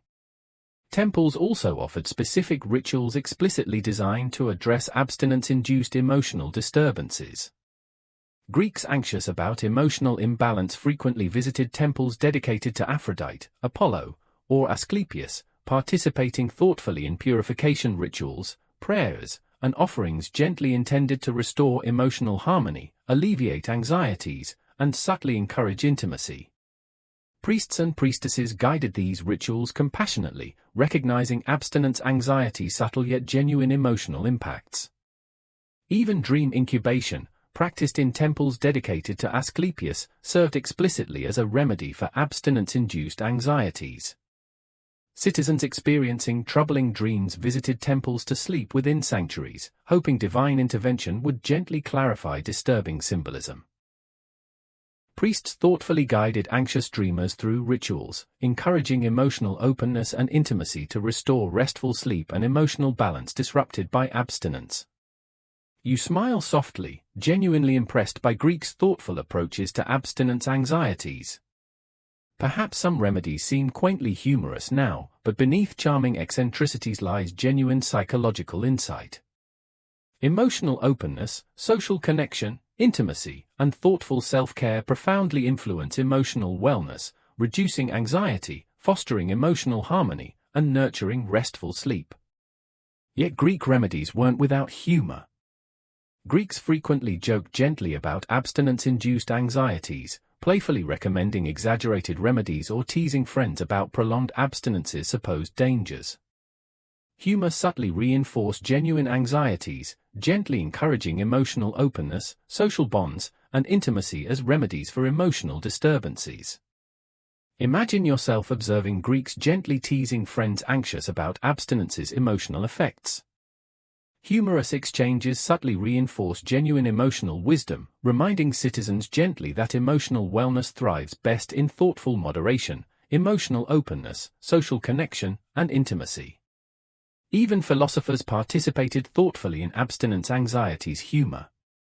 Plato humorously warned students abstinence risked turning philosophers into anxious dreamers distracted by restless emotional energies. Aristotle gently teased students abstinence might diminish their intellectual sharpness. These playful exchanges subtly reinforce genuine anxieties, encouraging thoughtful moderation, emotional openness, and intimacy gently through humor. Tonight, beneath tranquil Greek skies, consider gently the wisdom hidden within Greek remedies for abstinence anxieties. These ancient Greeks, perhaps unknowingly, deeply understood emotional openness, social connection, thoughtful self-care, and intimacy profoundly nurture emotional wellness, psychological harmony, and restful sleep. Perhaps modern society no longer prescribes elaborate herbal concoctions explicitly, but emotional wellness remains gently nurtured through thoughtful self-care, social connection, and intimacy. Emotional openness reduces anxiety, fosters psychological resilience, and guides gently toward emotional harmony and restful sleep. Now, beneath silvery moonlight, gently allow your thoughts to drift toward restful slumber. Tonight, rest easy, comforted gently by Greek wisdom, quietly encouraging emotional openness, intimacy, social connection, and thoughtful self-care as remedies for emotional wellness and restful sleep. Let these gentle reminders softly guide you toward emotional harmony, balanced living, and restful dreams. Tonight, dream gently, guided softly by Greek wisdom, quietly nurturing emotional openness, intimacy, and emotional wellness. As your journey continues gently through ancient Greek anxieties around abstinence, your path now brings you quietly toward a topic often overlooked: women's experiences and the unique myths, fears, and cultural expectations they faced regarding intimacy. Although the writings and historical records frequently center on men, ancient Greek women experienced their own complex anxieties, beliefs, and rituals surrounding abstinence, intimacy, and emotional wellness. Picture yourself now gently strolling into a quiet residential quarter of ancient Athens, bathed softly in golden twilight. Homes line narrow cobbled streets, their doorways draped gracefully with ivy and trailing jasmine. You pause comfortably near an open window, overhearing gentle murmurs among a group of women quietly discussing the subtle anxieties they've experienced due to abstinence or intimacy-related concerns. These conversations, though quiet and understated, carry profound emotional significance, highlighting how deeply Greek women worried about abstinence's potential impact on their emotional and physical health. In ancient Greece, women's abstinence anxieties differed subtly yet significantly from men's. For Greek women, intimacy wasn't merely a private choice, it was deeply woven into their identity, social roles, and emotional well-being. Abstinence could quietly disturb emotional balance, create subtle social tensions, or lead to personal anxieties about emotional closeness, fertility, and relationship stability. Physicians and philosophers, including Hippocrates, Aristotle, and Plato, recognized clearly that prolonged abstinence profoundly impacted women's emotional wellness. Hippocrates argued earnestly that abstinence disrupted women's humoral balance, particularly affecting phlegm and blood, which he believed governed emotional stability, reproductive health, and overall vitality. Abstaining women, he warned gravely, risked becoming emotionally withdrawn, irritable, or melancholy, conditions genuinely threatening their physical health, social relationships, and emotional harmony. You imagine softly now a Greek woman named Eleni, a thoughtful, quietly reserved Athenian, whose prolonged abstinence has subtly begun to influence her emotional health. Eleni might notice herself feeling unusually withdrawn or anxious, her interactions with family and friends quietly strained without obvious cause. Her sleep might become restless, punctuated by troubling dreams hinting subtly at emotional imbalance, repressed anxieties, or unexpressed desires quietly disturbing her subconscious. Concerned family members or friends might gently encourage Eleni to seek guidance from trusted elder women or priestesses, figures experienced in women's emotional wellness, intimacy anxieties, and subtle emotional disturbances arising from abstinence.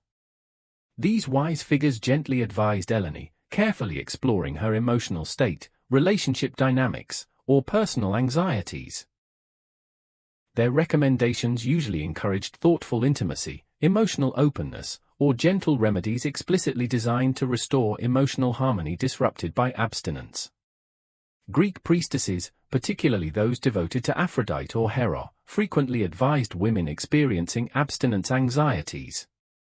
Priestesses guided women gently through rituals, herbal treatments, or emotional counseling, carefully designed to alleviate emotional tensions, encourage intimacy, and restore social and emotional harmony. These priestesses recognized clearly that abstinence subtly impacted women's emotional wellness, relationship stability, and social bonds, profoundly influencing their overall quality of life. Historians still debate whether these Greek priestesses genuinely believed abstinence directly caused emotional disturbances or intuitively understood psychological connections between intimacy, emotional wellness, and social harmony. Whatever their reasoning, their gentle guidance profoundly supported women experiencing emotional anxieties arising subtly from abstinence. Philosophers, too, subtly addressed women's abstinence anxieties. Aristotle, famously concerned about moderation and emotional wellness, explicitly cautioned women about prolonged abstinence's subtle dangers.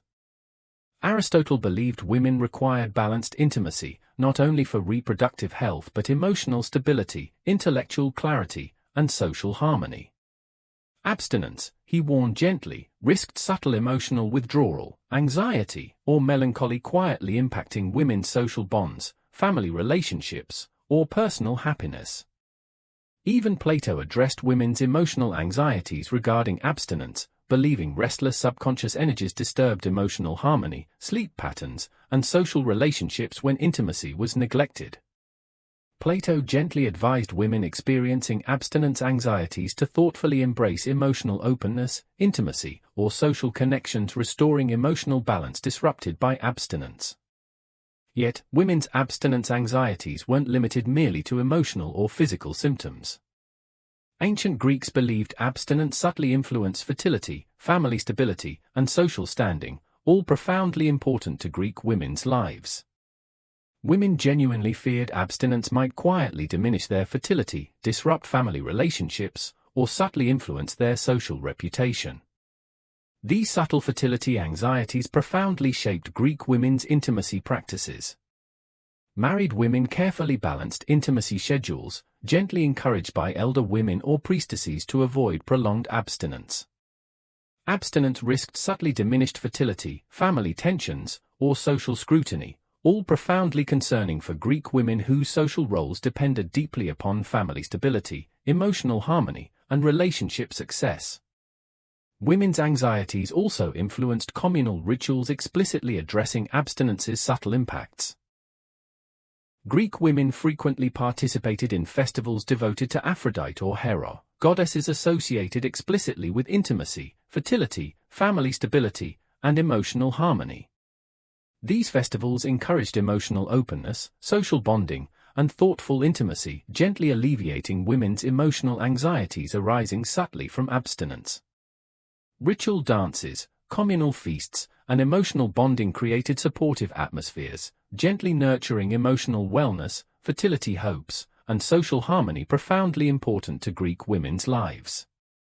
Imagine yourself attending such a festival, beneath softly glowing moonlight, women gathering quietly, sharing emotional anxieties gently. Elder women and priestesses offer emotional support, gently encouraging thoughtful intimacy, emotional openness, and social connection as remedies subtly addressing abstinence-induced anxieties. Yet Greek women's abstinence anxieties weren't without humor. Women frequently joked gently among themselves about abstinence's subtle dangers, humorously teasing friends about emotional withdrawal or fertility anxieties supposedly arising subtly from prolonged abstinence. These playful exchanges subtly reinforced genuine anxieties, gently encouraging thoughtful intimacy, emotional openness, and social harmony. Even women's myths humorously exaggerated abstinence anxieties. Mythical tales often described goddesses subtly punishing abstinent women, humorously illustrating emotional withdrawal, fertility anxieties, or social isolation subtly resulting from prolonged abstinence.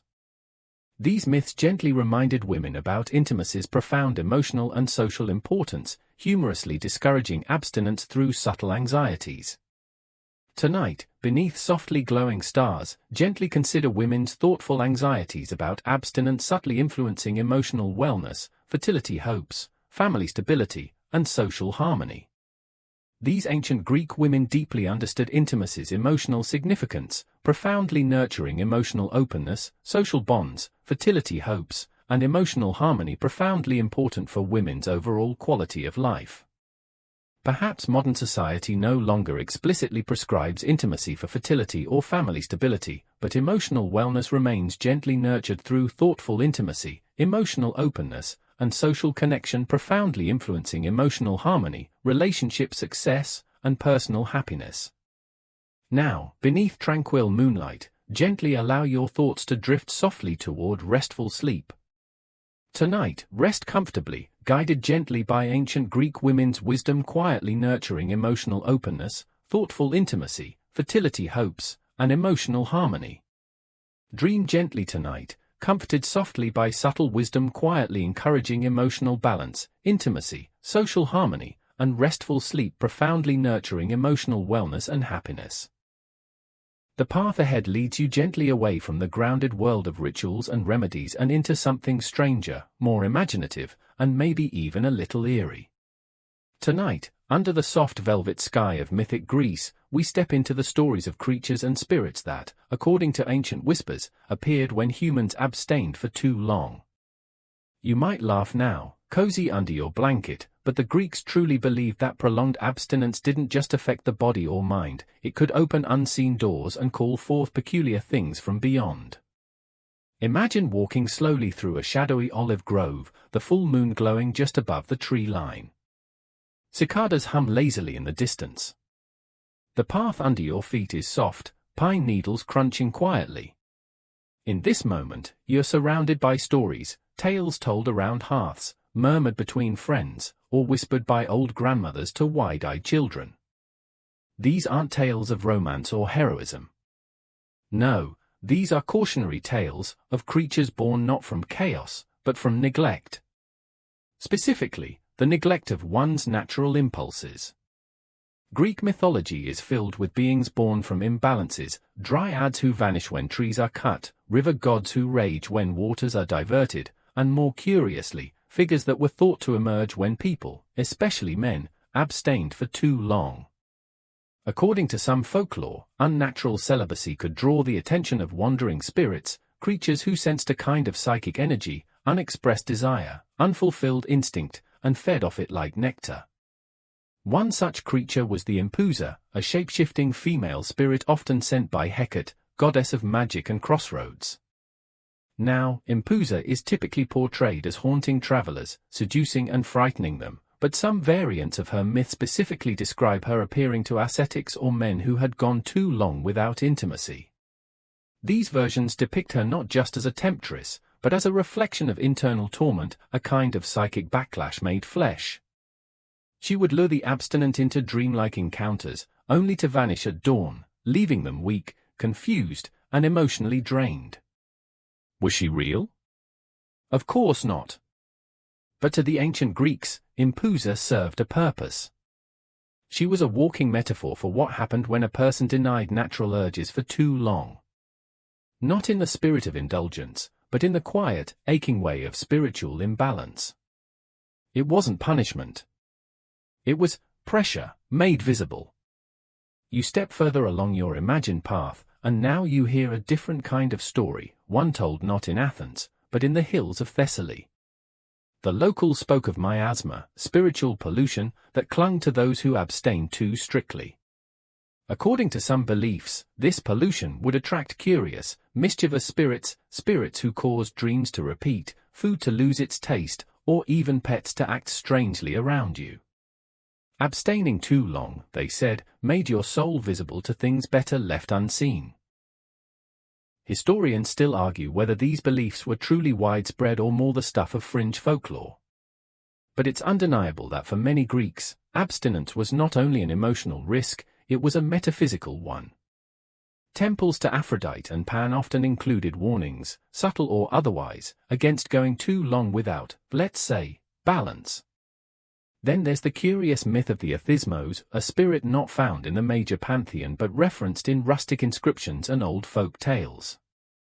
Athismos was believed to linger near unmarried men who had taken vows of abstinence or simply avoided intimacy out of fear, guilt, or excessive self-discipline. Described as thin as breath and cold as forgotten fire, Athismos would slowly drain its host of vitality, not violently, but subtly, dreams fading to grey, laughter turning hollow, appetite dimming day by day. To ward off Athismos, certain rituals were performed, rituals that had less to do with indulgence and more with connection. Sharing meals, writing poetry, dancing under moonlight, all were ways to warm the soul and keep this abstinence-born spirit at bay. You might be smiling now, the modern part of your mind brushing all this off as nonsense.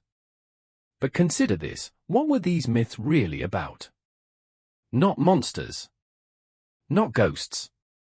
They were about loneliness. About what happens when you let isolation set in too deep, when you sever yourself from touch, from closeness, from the small but vital affirmations of human connection. Greeks didn't invent these fears out of nowhere. They lived in a deeply communal culture, one that prized social bonds and ritualized intimacy. To step too far outside of that rhythm, to go months or years without closeness, was to risk not just physical or emotional trouble, but to enter a liminal space where strange things might happen. Even the gods themselves, mighty and divine, weren't immune to this logic. Consider Hephaestus, god of the forge, famously neglected and isolated. In some versions of his myth, his estrangement from Aphrodite led to moments of rage, mischief, an invention that bordered on the unhinged. His tools gained magical powers, his automatons came to life, and his creations, though magnificent, felt oddly alive. It's as if the myth suggested, when the spark of intimacy is suppressed, it has to go somewhere. And sometimes, it goes sideways. So what did the Greeks do with these stories? They told them over wine. They painted them onto pots. They whispered them to children before sleep. Not to frighten, but to remind. Intimacy, in their world, was a flame. Not one that burned wildly, but one that needed steady tending. Let it go cold, and strange shadows crept in. And you, dear wanderer of sleepy myths, have made it this far down the path without encountering a single athysmos, impusa, or whispering spirit. That's a comfort, isn't it? Perhaps because you understand the quiet message at the heart of these tales. Intimacy isn't just about physicality. It's about connection. Attention. Touch. Laughter. The spark of eye contact, the brush of fingertips, the shared silence between two people who understand something without saying it. The Greeks didn't fear abstinence out of superstition alone. They feared what it might do to the human heart if left unchecked, turn it inward, make it cold, draw shadows where warmth once lived. So tonight, as you curl under the covers and let your breath soften, remember this, you are not a closed circuit. You are a candle that needs other candles to burn steadily. A gentle voice in a choir of other gentle voices. Whatever intimacy means to you, touch, affection, presence, it matters. And if you ever find yourself feeling haunted by restlessness, dreams without color, or laughter that doesn't quite reach your eyes, take it not as punishment, but as invitation. A whisper from your inner impusa, maybe. Or your very own athysmos. Calling you gently back toward warmth, toward connection, toward balance. The moonlight fades now. The myths return to their hiding places. And you, still walking this path in your mind, feel a quiet calm settle over you. There are no spirits here. Just soft stories. The kind that keep the night gentle and the heart warm. Your path now winds away from myths and monsters, into the torchlit corridors of knowledge. You step softly into the heart of ancient Greek debate, those bustling forums, shaded courtyards, and smoke-scented symposia where physicians and philosophers gathered, cups of watered wine in hand, to argue about everything. And tonight, in one particular corner of this buzzing intellectual world, a spirited discussion is unfolding, not about politics or the nature of the cosmos, but about abstinence. Yes. Again. You find a place to sit, on a low stone bench, maybe, or a cushion thrown carelessly against a fig tree. The men gathered here are deep in conversation, and though their togas may be differently arranged and their sandals worn in various ways, they are all, unmistakably, thinkers. One is bearded and stern. One gestures widely with every word. One reclines lazily, eyes half closed, offering barbs with a soft, amused tone. The topic of tonight's philosophical inquiry? Whether abstaining from intimacy improves the soul, or slowly unravels it. On one side, you hear the familiar voice of a Hippocratic physician, making his usual case: prolonged abstinence disturbs the balance of the humors. The body, he argues, is like a system of rivers. Let one be blocked too long, and the waters grow stagnant. Disease festers. He strokes his beard and nods, satisfied. But what of the soul, interjects a student of Plato, his eyes bright with idealism. If one resists the temptations of the flesh, is that not evidence of inner discipline? Perhaps even a gateway to truth. Across the gathering, a more practical voice chuckles. This is a Stoic, weathered and dry. Balance, he says, is not denial. It is mastery. Abstain too long, and you risk pride disguised as virtue. The conversation spirals. Someone cites Pythagoras, who reportedly recommended regular intimacy in dreams, yes, dreams, to maintain spiritual equilibrium. Another quotes Epicurus, whose name has become synonymous with indulgence, though he actually advocated for modest pleasures and peace of mind. Abstinence, he believed, was neither good nor bad, it simply depended on whether it brought you tranquility. Then, from the edge of the circle, an older man speaks, one of those long silent types who's always more dangerous than they seem. He leans forward and says softly, "And what if abstinence, like anything else, is only a problem when it's unchosen?" A hush falls briefly over the group. It's a question that lands with weight, because it strikes at the heart of the whole debate: the difference between voluntary abstinence, philosophical, spiritual, intentional, and involuntary abstinence, rooted in loneliness, rejection, or guilt. You reflect on this as the discussion flows again, now branching in new directions. Some argue that abstaining voluntarily, like the Cynics, who slept in barrels and rejected social convention, gave one moral clarity and freedom. Others counter that those very same cynics were known to, shall we say, compromise their ideals when no one was watching. In other words, theory's nice, but people are people. The debate, now rolling like a river, begins to gather speed.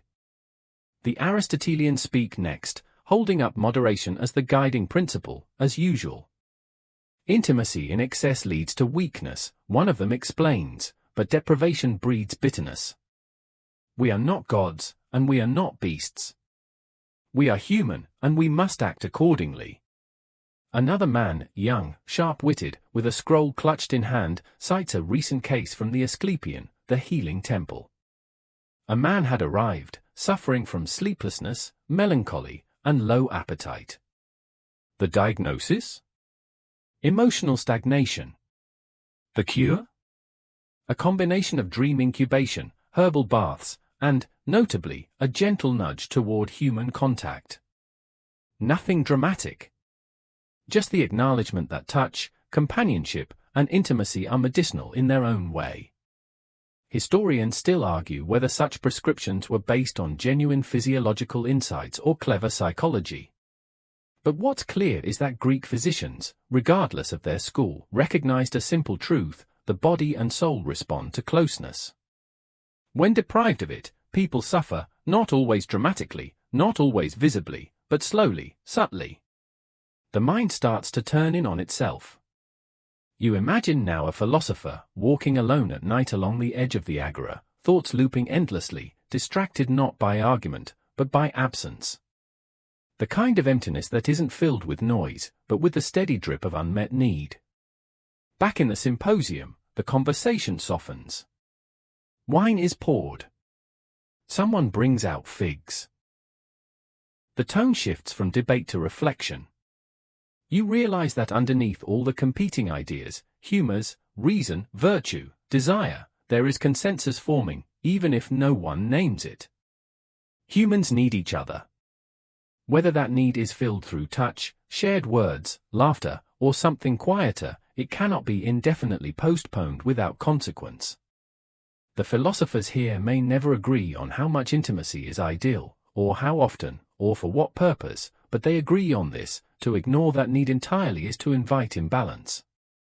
And this imbalance, depending on one's constitution, may express itself in the body, the mood, the clarity of thought, or even, if we're still listening to the Platonists, in the dreams that visit when the world falls silent. Tonight, this room of thinkers doesn't find closure, but they find stillness. The debate, like all good Greek conversations, ends not with a conclusion, but with a pause, the comfortable silence that comes when no more needs to be said, only understood. You rise slowly from your imaginary seat in that stone courtyard, the lanterns burning low, the wine nearly gone. You step back into the cool night air, your mind full, not with answers, but with companionship. You have walked among thinkers, heard their arguments, their fears, their philosophies.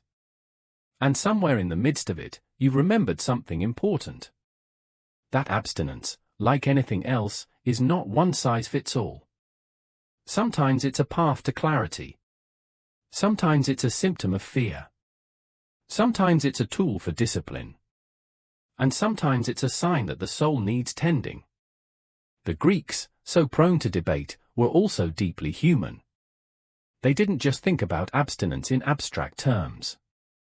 They felt it. They lived it. And they tried, clumsily but earnestly, to understand it, to balance it, and to keep each other from tipping too far into isolation. So tonight, as the voices of long-gone philosophers fade into soft night air, you are left with a comforting thought: you're part of a long, wandering conversation. And no matter what your personal philosophy might be, the dialogue continues. Gently. Thoughtfully. At its best, with kindness. Now, your breath is slow. The words settle like warm stones in a quiet stream. There are no more debates tonight. Only sleep. The morning mist hangs low over the hills as your path carries you onward, this time toward the sacred spaces where silence and celibacy were not accidental but required. Tonight, you enter the hushed world of ancient Greek priests and priestesses, those who served the gods, tended the temples, and lived lives shaped by ritual, observation, and, often, deliberate abstinence. But unlike the anxious philosophers or the restless athletes, these were people who chose abstinence. Or, perhaps more accurately, had it chosen for them. Imagine now the sound of your sandals brushing softly against the stone steps of a temple dedicated to Artemis or Apollo. The air is still, thick with the scent of incense and warm marble. Somewhere nearby, water flows, perhaps from a sacred spring, and olive trees cast long shadows across the courtyard. You pass a statue, cool and serene, its eyes blank yet wise. You are in a place where time moves more slowly, where the human body is not hidden, but its impulses are held gently in check. Here, the rules are different. In the world of temple life, abstinence was often enforced, particularly among those who served certain deities. Vestal-like priestesses who attended to Artemis, for example, were expected to remain celibate for the duration of their service. Artemis, the virgin huntress, embodied independence, self-control, and wild freedom. To serve her was to model that restraint, that autonomy. It was a sacred offering, the body made still in devotion. But here's where things get interesting. The Greeks didn't always agree on what that kind of abstinence meant, or what it did to a person over time. Some believed that celibacy gave priests and priestesses special access to divine insight. Uncluttered by desire, their minds and spirits could better commune with the gods. They became conduits, vessels, channels for sacred knowledge. Their abstinence wasn't viewed as lack, it was purity, focus, elevation. Others weren't so sure.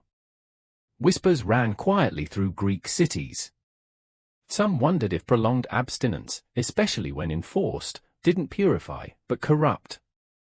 Could the denial of such a natural force warp the mind? Could the energy go somewhere strange, somewhere sideways? Historians today still argue whether these temple servants experienced personal fulfillment in their roles or quietly suffered under the weight of expectations. Some archaeological records hint at deeply respected roles, surrounded by ritual and reverence. Others suggest stress, insomnia, and emotional withdrawal, symptoms not unlike those attributed to abstinent philosophers, athletes, or ordinary citizens. And then there were the myths. Oh, the myths love to blur this line. Consider the story of Cassandra, priestess of Apollo. She was granted the gift of prophecy, but when she resisted Apollo's romantic advances, choosing, in effect, abstinence, he cursed her so no one would believe her predictions. It's a bitter tale, full of divine spite, but also one of female autonomy. Her abstinence gave her power, but it also cost her something irreplaceable, her voice. Or take Daphne, pursued relentlessly by Apollo. In fleeing his advances, she chose eternal chastity, begging her father to transform her into a laurel tree. The myth is tragic, yes, but also layered. Her refusal of intimacy is framed as a kind of escape, even transcendence, yet she pays for it with her form, her freedom. In stories like these, abstinence becomes both shield and cage. Power and sacrifice. Safety and silence. The priests and priestesses who lived these roles walked a narrow path, one lined with ritual, isolation, and the ever-present gaze of the public. Their abstinence wasn't private. It was watched, discussed, expected. One slip, one whispered scandal, could unravel years of service. Imagine now a young priestess tending to the sacred flame in a temple courtyard. Her movements are quiet, practiced. She has not touched another soul with desire in years. Perhaps she no longer misses it. Perhaps she sometimes dreams of laughter and warmth and the messiness of shared beds. But she rises each morning, bathes in the spring, recites her prayers, and keeps the flame alive. Is she empowered? Or imprisoned? The Greeks never quite resolved this tension. Some, especially the Stoics, admired the priesthood's restraint, viewing it as the ultimate triumph of mind over body.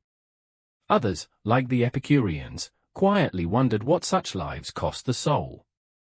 Was the absence of passion a kind of peace, or just a slow forgetting of self? And what of those who served gods not associated with chastity? Temples of Aphrodite, particularly in Corinth, had very different customs. There, intimacy wasn't shunned but celebrated. Some priestesses were believed to practice what we might now call sacred intimacy, offering not only prayers and rituals but physical connection as a form of worship. In that context, abstinence was the danger, a sign of broken relationship with the divine. This contrast reveals something profound about Greek culture. Abstinence wasn't seen as universally good or bad. It was contextual. Who you served, what you believed, how your city-state understood your body, all of it shaped the meaning of your choices. A priest of Dionysus, god of wine, ecstasy, and joyful chaos, would never be expected to abstain. To do so would have been seen as denying the god himself. Dionysian rites were wild, sensual, and celebratory. In fact, prolonged abstinence in that context might have been considered a kind of blasphemy, cutting yourself off from the divine through fear or pride. But return to the still temple of Artemis, or Apollo, or Hestia, goddess of the hearth. There, abstinence remained a ritual of control and containment. A way to channel energy not outward, but inward, into prayer, discipline, and watchful service. Some Greeks believed this lent its practitioners a kind of supernatural serenity. Others quietly suspected it made them brittle, emotionally distant, and haunted by dreams they were never allowed to name. You pause now, standing outside a temple bathed in moonlight. The torches have burned low. The stone is warm beneath your hand. You try to imagine what it would feel like to dedicate your entire adult life to abstinence, not from desire, but from the permission to fulfill it. Not because you wanted to, but because you had to. For some, it brought clarity. For others, a quiet loneliness. A sense that the gods had claimed part of their humanity in exchange for sacred proximity. And perhaps, deep down, even the gods weren't sure it was a fair trade. Tonight, as the temple doors close behind you in your imagination, and the sandals of long-gone priests echo faintly on ancient floors, you're left with a question, not of doctrine, but of empathy. What does it mean to choose abstinence? And what does it mean to have it chosen for you? As the wind stirs gently through the olive branches, the answer doesn't arrive. Only the quiet sense that all of us, in some way or another, are tending our own sacred flames, trying to balance devotion and desire, silence and connection, solitude and warmth. Sleep finds you now, not with doctrine or certainty, but with a softness. There is no temple to enter. No vow to take. Just the steady breath of your own spirit, flickering gently like a hearth flame in the night. The temple fades behind you, its marble columns receding into the dusk like tall, silent sentinels. As you follow the gently curving path back toward the city, the soft sound of laughter and distant music begins to float through the olive trees. It grows stronger with each step, carried on the warm breeze of early evening. And before long, you arrive at a scene of celebration, candles flickering, garlands draped across wooden beams, the clatter of ceramic cups, the sweet scent of spiced wine and honey cakes. You found your way to one of ancient Greece's many festivals, and tonight's gathering is something special. It's not just a party. It's a cure. Because in the mind of the ancient Greeks, there was one surefire remedy for the emotional, spiritual, and even physical turbulence caused by abstinence: ritualized celebration. Not the kind of mindless revelry that leaves you sore and confused the next morning, but something more structured, more sacred, and, oddly enough, more sleep-friendly. Welcome to the Aphrodisia. This was one of several ancient festivals dedicated to Aphrodite, goddess of love, sensuality, and connection. The timing and customs varied by region, but the goal was always the same: to reaffirm the bonds between people, to honor the life-giving forces of attraction and pleasure, and yes, to gently remind citizens that too much abstinence was unnatural and even unhealthy. You find yourself seated beside a group of festival-goers, laurel crowns resting lightly on their heads. They're singing softly, passing around a bowl of fruit, the mood warm and unhurried. Somewhere nearby, a pair of dancers move slowly, mirroring each other like moonlight on water. No one is in a rush here. That's the whole point. These rituals weren't designed for intensity, they were designed for balance. Greek society understood, perhaps better than we give them credit for, that emotional and physical connection needed outlets. That when you bottle up desire, affection, even flirtation for too long, the consequences show up quietly, in your mood, in your dreams, in the way you start to drift away from other people. Festivals like the Aphrodisia were course corrections. Community-sanctioned opportunities to let the heart stretch its legs, to touch, to talk, to share, to remember that connection wasn't shameful, it was sacred. And perhaps more importantly, it was necessary. Historians still puzzle over just how far these rituals went. Were they simply social affairs, with wine, poetry, and dancing? Or did they also involve ritualized intimacy between participants, perhaps even strangers, as part of the worship? In some regions, particularly in Corinth and Cyprus, temple intimacy was believed to play a central role. But in others, the emphasis was on emotional connection and symbolic acts, sharing food, embracing, exchanging garlands or sweetened words. Not all festivals were focused on love and desire in the traditional sense. The Anthesteria, for instance, honored Dionysus and was a springtime festival of wine and rebirth. Yet it, too, contained an undercurrent of anti-abstinence messaging. As part of the celebration, married couples would often participate in special rites to renew their connection, subtly encouraged to cast off any distance or coldness that had grown between them over the winter. Even during the Thesmophoria, a women's-only festival dedicated to Demeter and Persephone, the themes of fertility, seasonal rhythms, and emotional reconnection hinted strongly at the dangers of withdrawal, not just from intimacy, but from life itself. You sip from a cup of watered wine, the clay warm in your hands, and listen as a woman beside you sings a verse in soft Doric dialect. It's about the gods, yes, but also about herself. About missing closeness. About the ache of distance. About the joy of finding your way back to someone, even after silence. These festivals weren't just religious observances. They were emotional recalibrations. And they weren't just for lovers. Friends might attend together, using the ritual space to reconnect after a season of coldness. Elders participated, offering stories and blessings to younger celebrants.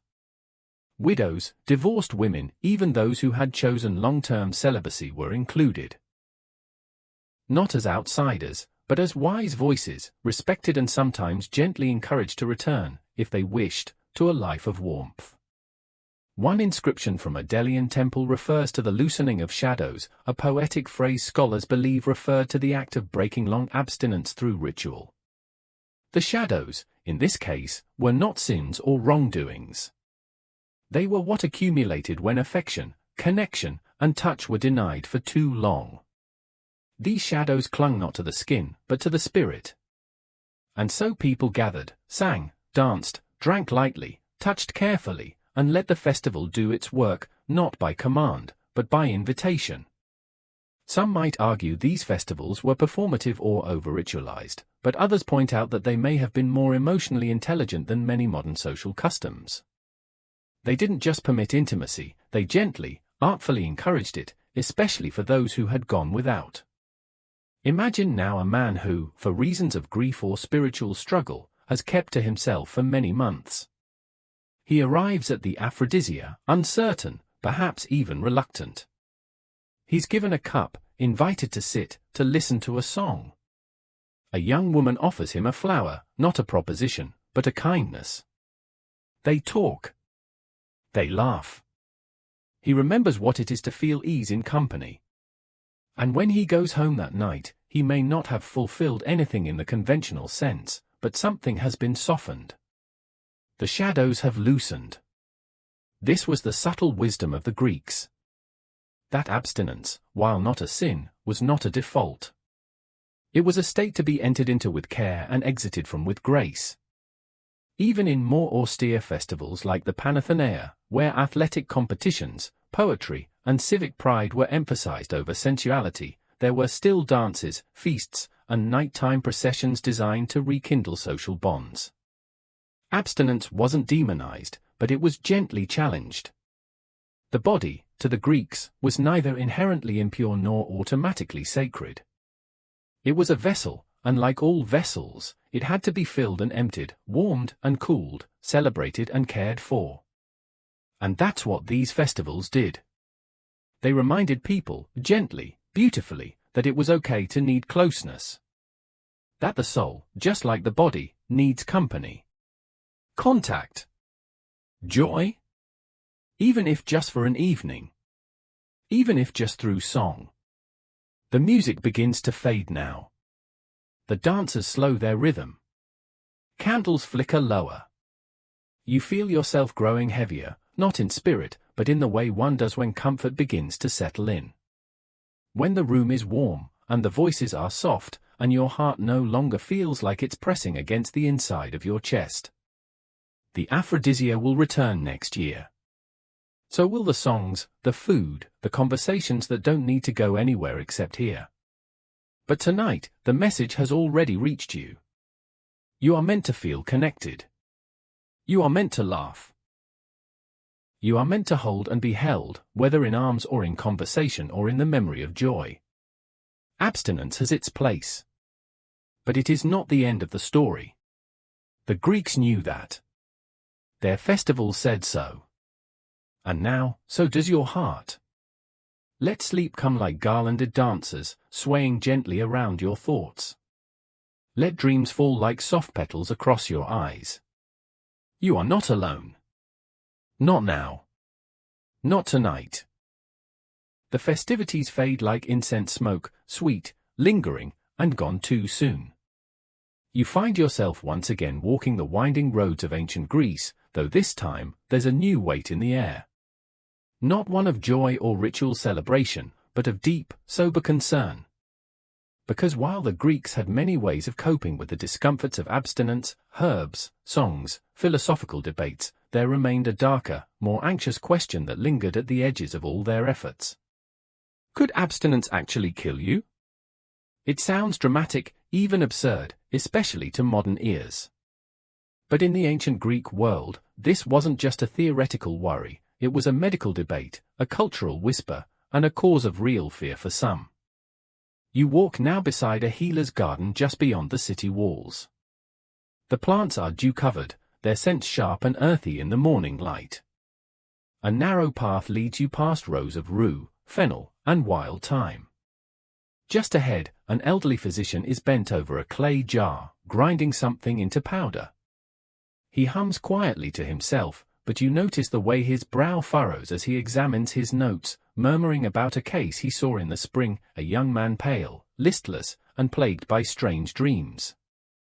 No appetite, the physician mutters, trembling at night, speech disordered. All from the strain of holding too much in for too long. Holding what, you ask silently.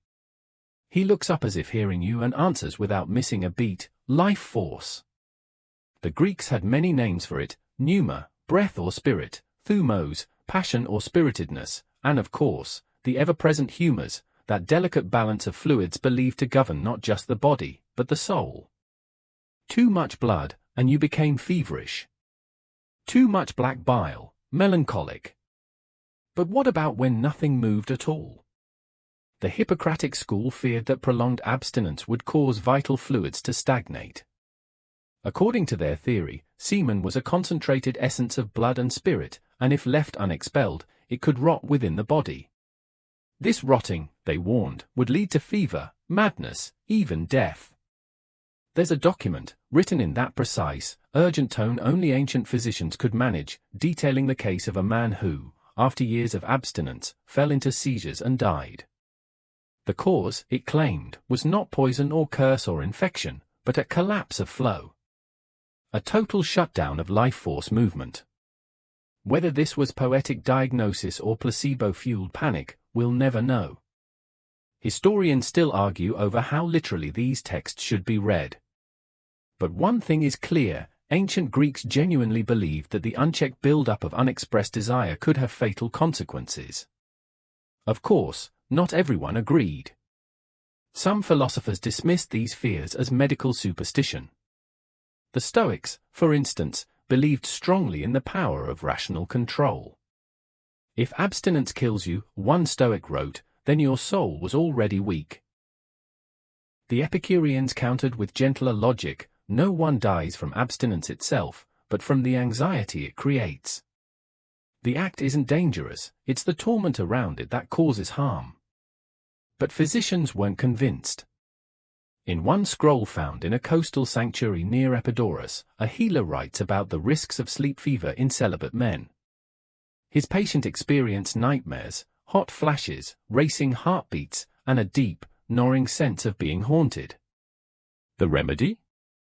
Not only medicinal herbs and baths, but the prescription of union, a literal directive to reconnect with another person, physically and emotionally. Even the famous Galen, centuries after Hippocrates, advised moderation in all things, and warned against both excess and deprivation. He never said abstinence could kill you, precisely, but he also never said it was harmless.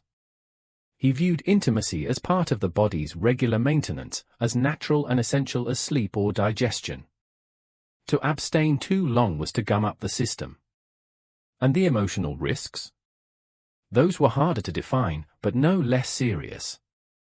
You sit now in the shade of a fig tree, listening to an old woman, perhaps a midwife, perhaps a healer, tell a story to a group of young wives. Her voice is quiet, sing-song, but the tale is serious. There was a bride, she begins, whose husband went to war and left her untouched. She wept. Not for his absence, but because her body began to feel strange. Heavy. Unmoving. Her thoughts slowed. Her dreams became too sharp. By the time he returned, she no longer remembered his name. The wives shiver, even as they laugh. They understand it's a fable, but not just a fable. It's a story about something all too human, what happens when connection is withheld too long. Not by choice, but by circumstance. The Greeks were perhaps more honest than we are about the spectrum of consequences that come with prolonged emotional and physical isolation. They didn't have modern psychology, but they had observation, experience, and a surprisingly nuanced understanding of what we might now call failure to thrive. They knew, somehow, that when intimacy disappears, the world shrinks. The senses dull. The will falters. Could abstinence kill you? Maybe not directly. But could it tip you into sadness deep enough to forget eating? Into anxiety sharp enough to disturb sleep for weeks? Could it make you vulnerable to illness, to madness, to despair? The Greeks would say, yes. And yet, in their classic fashion, they weren't fatalistic about it. Just as they feared the consequences of isolation, they were endlessly inventive in creating ways to draw people back from the edge: festivals, herbs, songs, companionship. They did not shame those who abstained, but they watched carefully.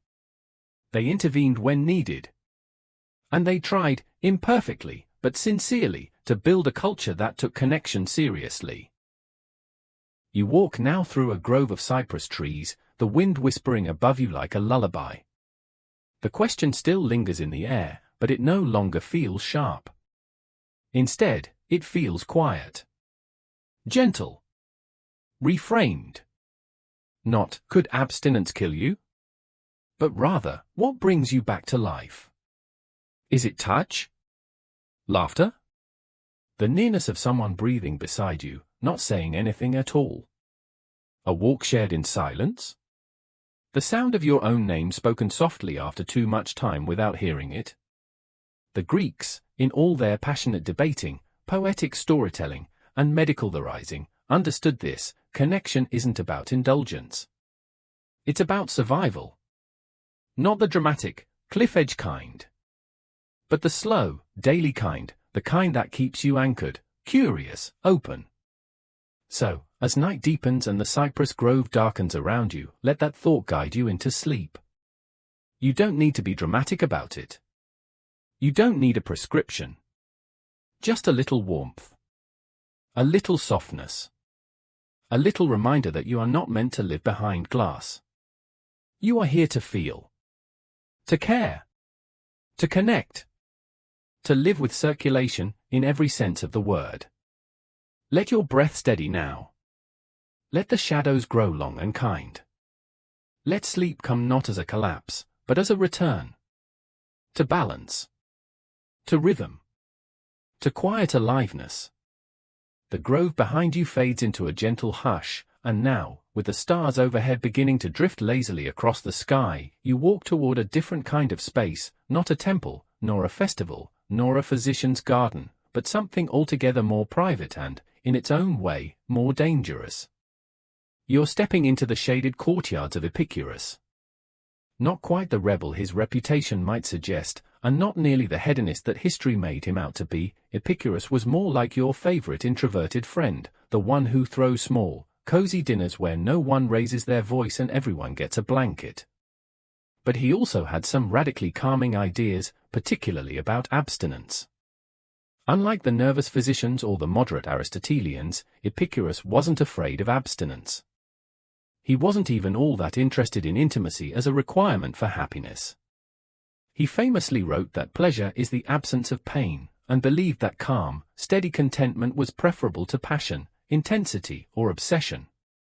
He advised his followers not to chase after every desire, but to examine each one and ask, if I don't fulfill this, will I suffer?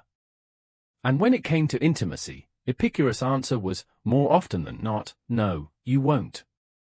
You stroll now through the garden, a real place, located just outside Athens, where Epicurus and his followers lived communally. It wasn't flashy. No marble columns. No grand declarations. Just shaded walkways, soft earth, and a handful of close companions quietly living a life of minimal pain and maximum inner peace. Epicurus saw abstinence as neither virtue nor vice. He believed the problem wasn't in abstaining, it was in craving. Desire, for him, was only dangerous when it controlled you. If you could look at your desires and say, gently, not today, and feel no tremor in your soul, then you were free.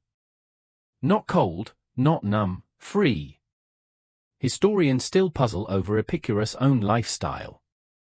Some sources claim he practiced abstinence for most of his life.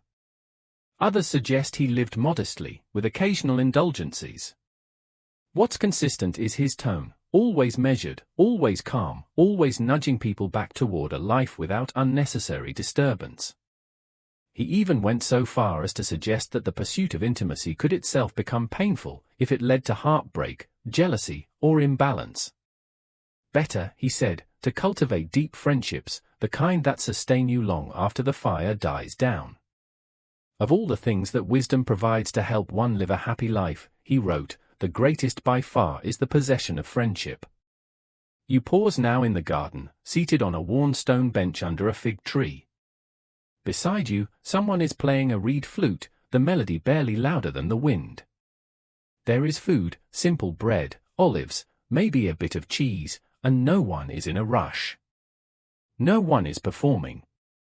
There is, you realize, something healing about this space. No demands. No noise. No burning need to fulfill anything other than what keeps you well. In this setting, abstinence isn't a punishment or a risk, it's a form of clarity. But not everyone was sold on Epicurus' quiet rebellion. The Stoics, for example, admired restraint but worried that too much withdrawal could lead to isolation. The Platonists suspected that cutting oneself off from deeper forms of connection might numb the soul.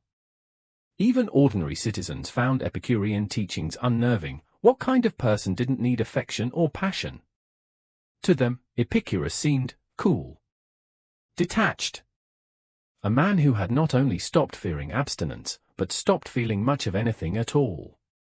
But they misunderstood him.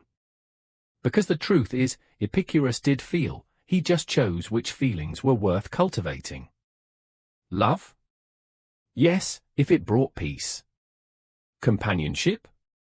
Absolutely, if it was mutual and gentle. Longing? Jealousy?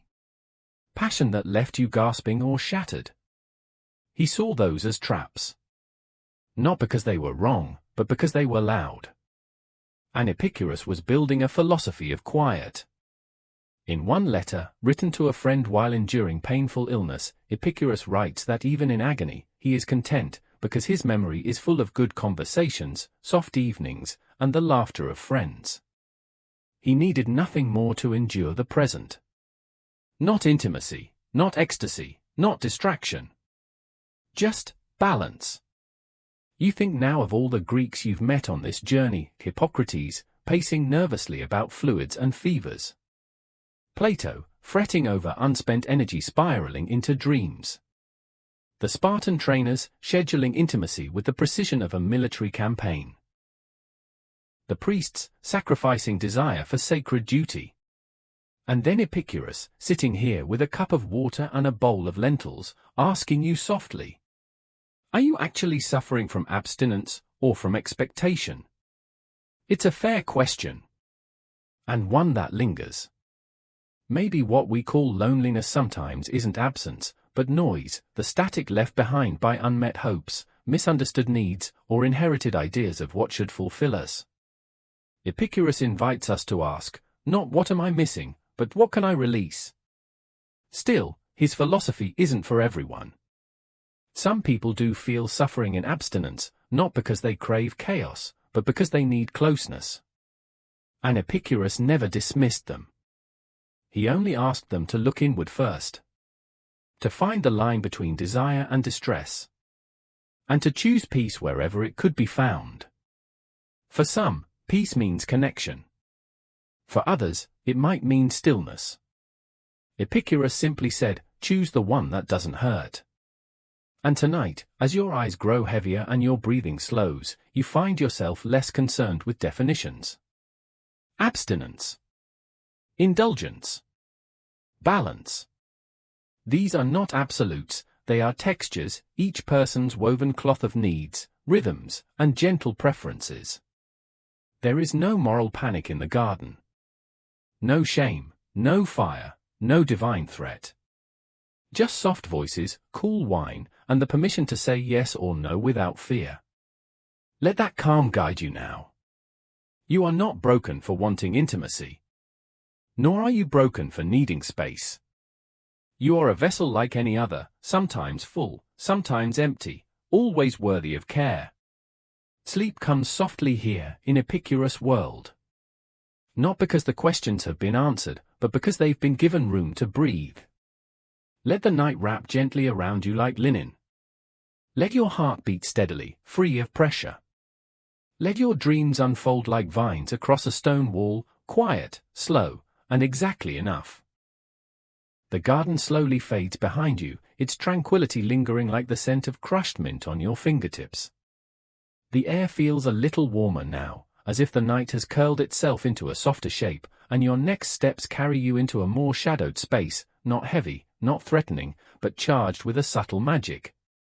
This is where desire meets ritual, where abstinence is not sold through philosophy or medicine, but through enchantment. Welcome to the world of ancient Greek love magic, a secretive, whispered realm of potions, incantations, charms, and spells meant not only to draw others near but, more curiously, to relieve the symptoms of going without. You walk now beneath a canopy of fig and laurel trees, their leaves rustling softly overhead. The path winds toward a small house on the outskirts of town. Here, a pharmacist, a woman healer, part herbalist, part witch, prepares something in a stone mortar. The air is thick with the scent of mugwort and pomegranate. She doesn't look up as you approach, but she knows why you're here. Because many came to her with the same complaint, though few named it plainly, the restlessness of abstinence. The insomnia. The constant spiraling thoughts. The lingering sense of incompleteness, of emotional distance. The ache of dreams that seemed to reach toward someone who wasn't there. The ancient Greeks had no shortage of magical remedies for this quiet suffering. Some were direct, filters, love potions, that could be sipped in wine, burned as incense, or applied to the body like oil. Most of these contained herbs associated with heat and circulation, cinnamon, myrrh, ginger, hyssop. They were meant to awaken desire in another, yes, but also to stir warmth in the one who felt cold from too much solitude. One spell fragment from a clay tablet reads, "Let my chest be not hollow.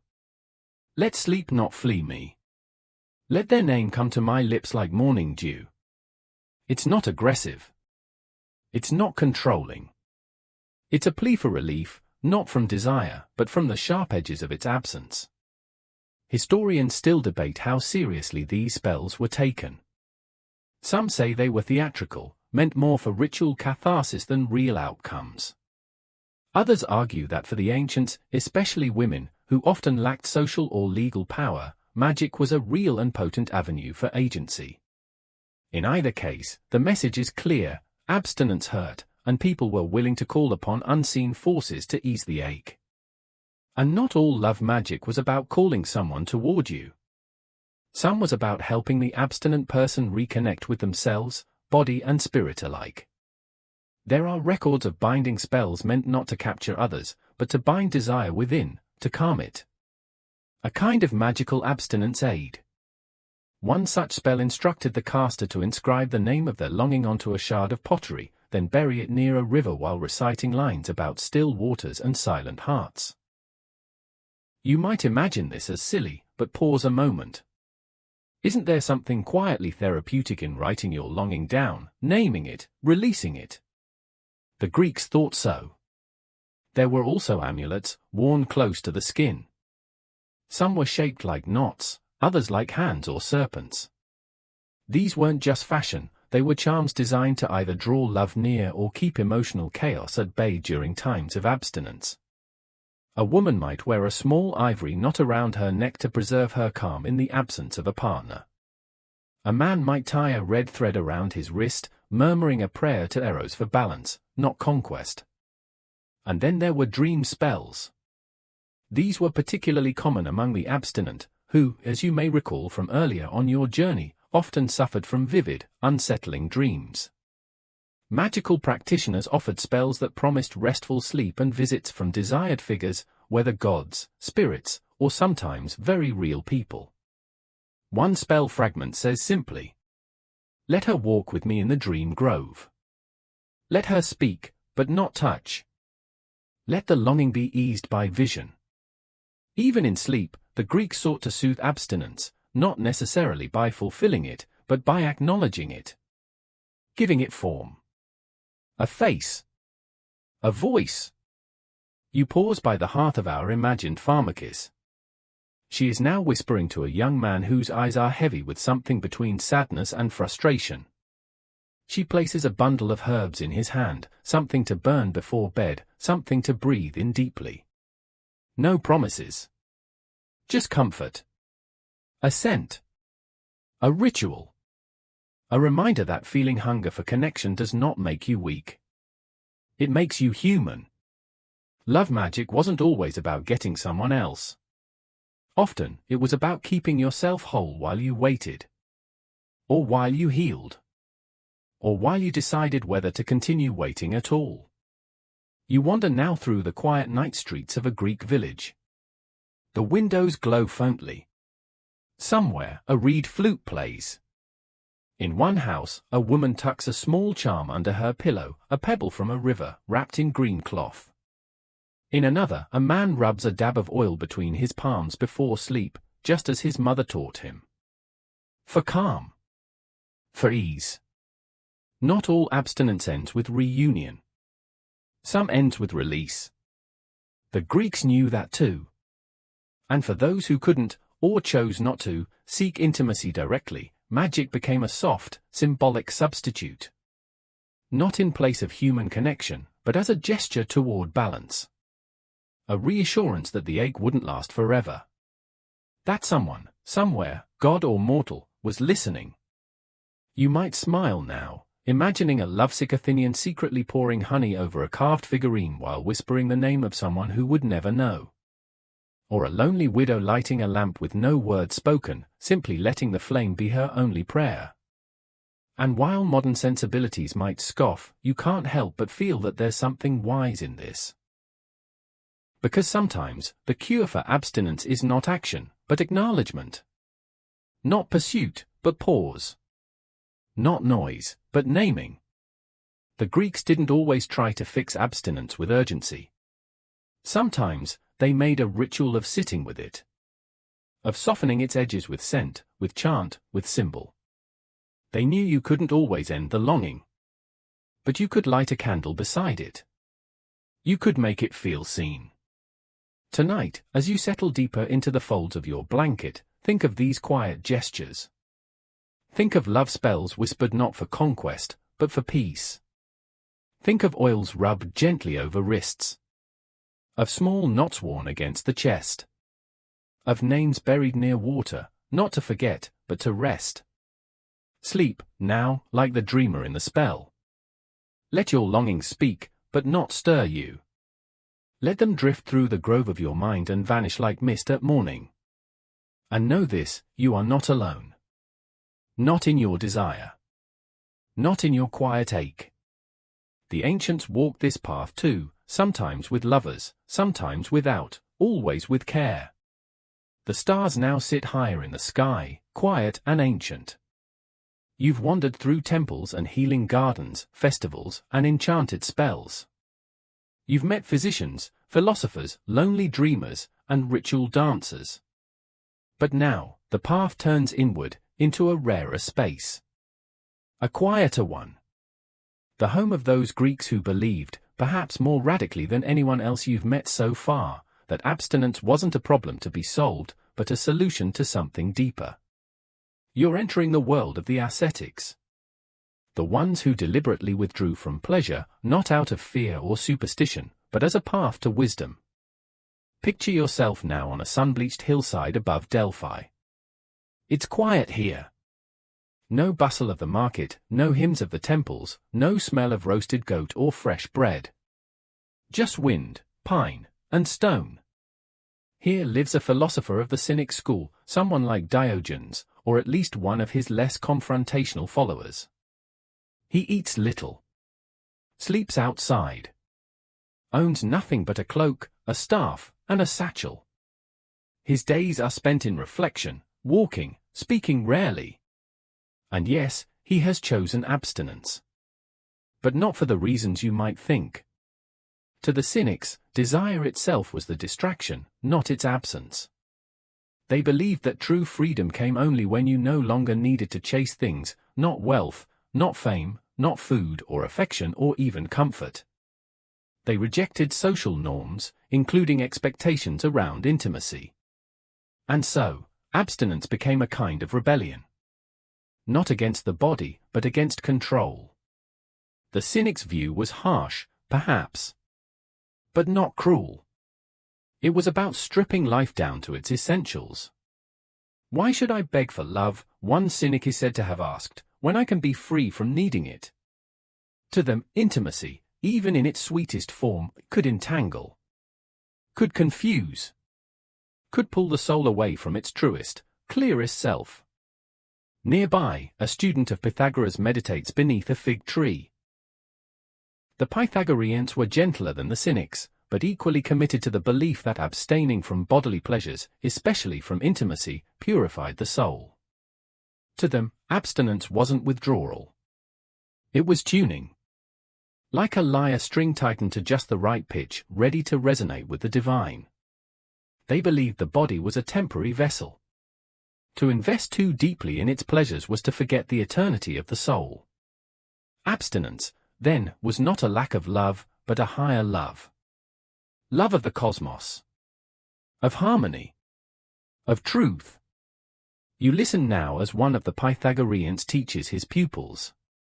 He speaks softly, slowly, like someone speaking not just to minds, but to breath itself. The soul is light, he says. And the body, though beautiful, is shadow. To awaken, you must quiet the shadow. Let it rest. Let it hunger gently. Even now, historians debate whether these teachings were meant literally or metaphorically. Did the Pythagoreans truly believe that abstaining from intimacy would bring enlightenment? Or was it a symbol, an exercise in control, in patience, in inner listening? Either way, their practices were taken seriously. Some communities required new initiates to abstain from all bodily indulgence for years before being taught sacred truths. It was not punishment. It was preparation. And it wasn't just men. Female philosophers, rare but not unheard of, also embraced this path. The most famous, Zeno, was said to be Pythagoras' wife and a teacher in her own right. She taught that harmony came through balance, and that abstinence was a tool, not for everyone, but for those ready to hear the quiet music beneath desire. You sit with her now, in your mind's eye, as she shows her students how to fold a simple cloth, how to breathe evenly, how to greet each day without grasping. Her abstinence is not cold. It's steady. Soft. Like a flame that burns low and long, instead of sparking and vanishing. Yet not all agreed. Even in these circles, there were debates. Some argued that permanent abstinence led not to harmony, but to dryness, a closing off of the emotional channels that made life full. Others believed that intimacy, when shared in calm and mutual respect, was not a danger, but a mirror, a way to see oneself more clearly. Still, for the most devoted ascetics, abstinence was liberation. The release of pressure. The end of longing. Not through fulfillment, but through transcendence. You walk now through a hillside retreat, simple and sun-washed. A clay cup of water waits on a table. A few olives in a bowl. A folded linen cloth. A reed mat for sleeping. No noise. No urgency. Just the rhythmic sound of wind over the hills and the pulse of your own breath. The Greek ascetics were not punishing themselves. They were simply choosing to live lightly. And for them, abstinence was part of that weightlessness. It's worth noting that this path was not for the many. It was rare, even in ancient times. Most Greeks lived in the weave of village and hearth, festival and market. But the ascetics were respected, even if warily. Their self-control was seen as powerful. Almost mystical. Some feared it. Some admired it. Many didn't understand it at all. But they all agreed, it wasn't easy.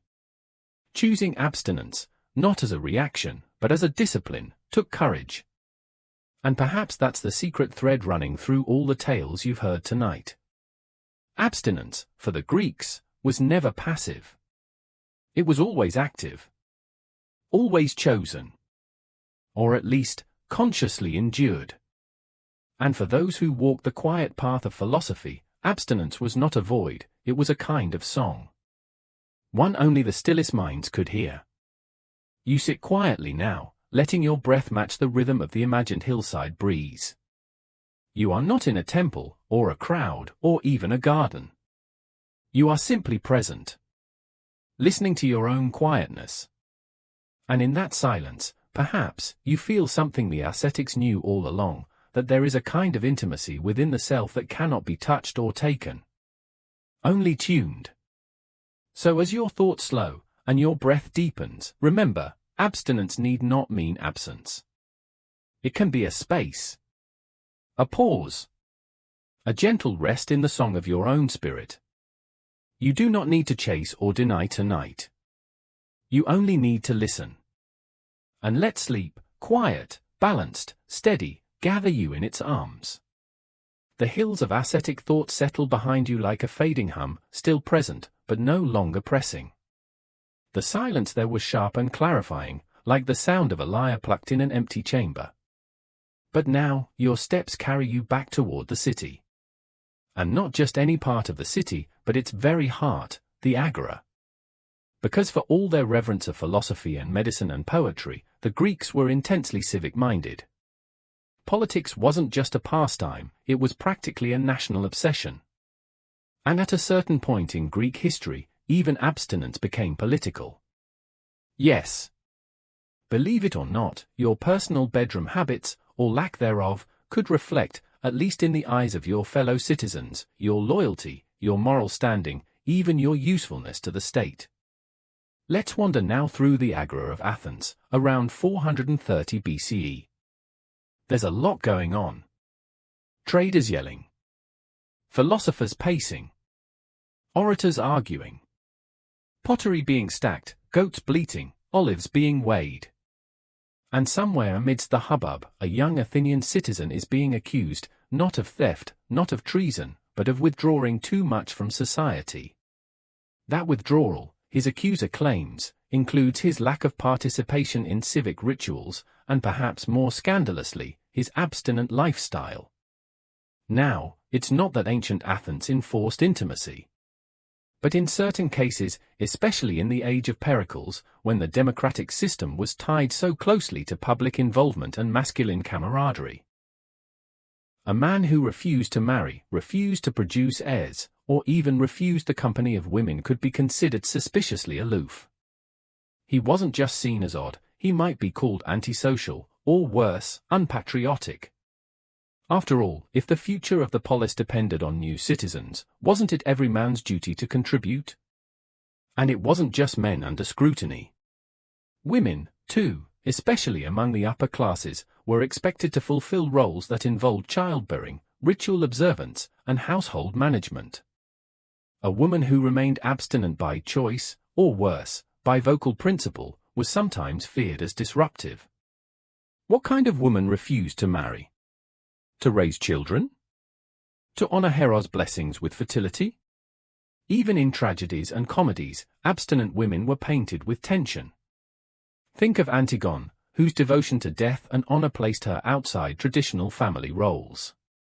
Or Lysistrata, who famously organized a protest in the form of mass abstinence, with the comic aim of forcing the men of Greece to end the Peloponnesian War.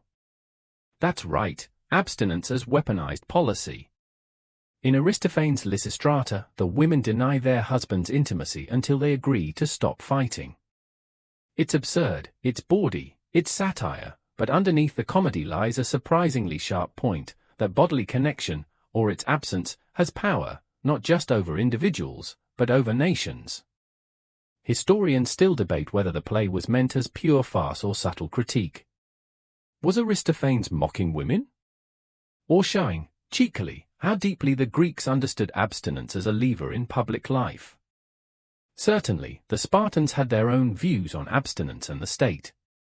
Spartan boys were deliberately kept from female intimacy during training to harden them, to make them more focused on their loyalty to the polis. Their eventual marriages were state-sanctioned affairs. Love? Personal preference? That came second. Or maybe not at all.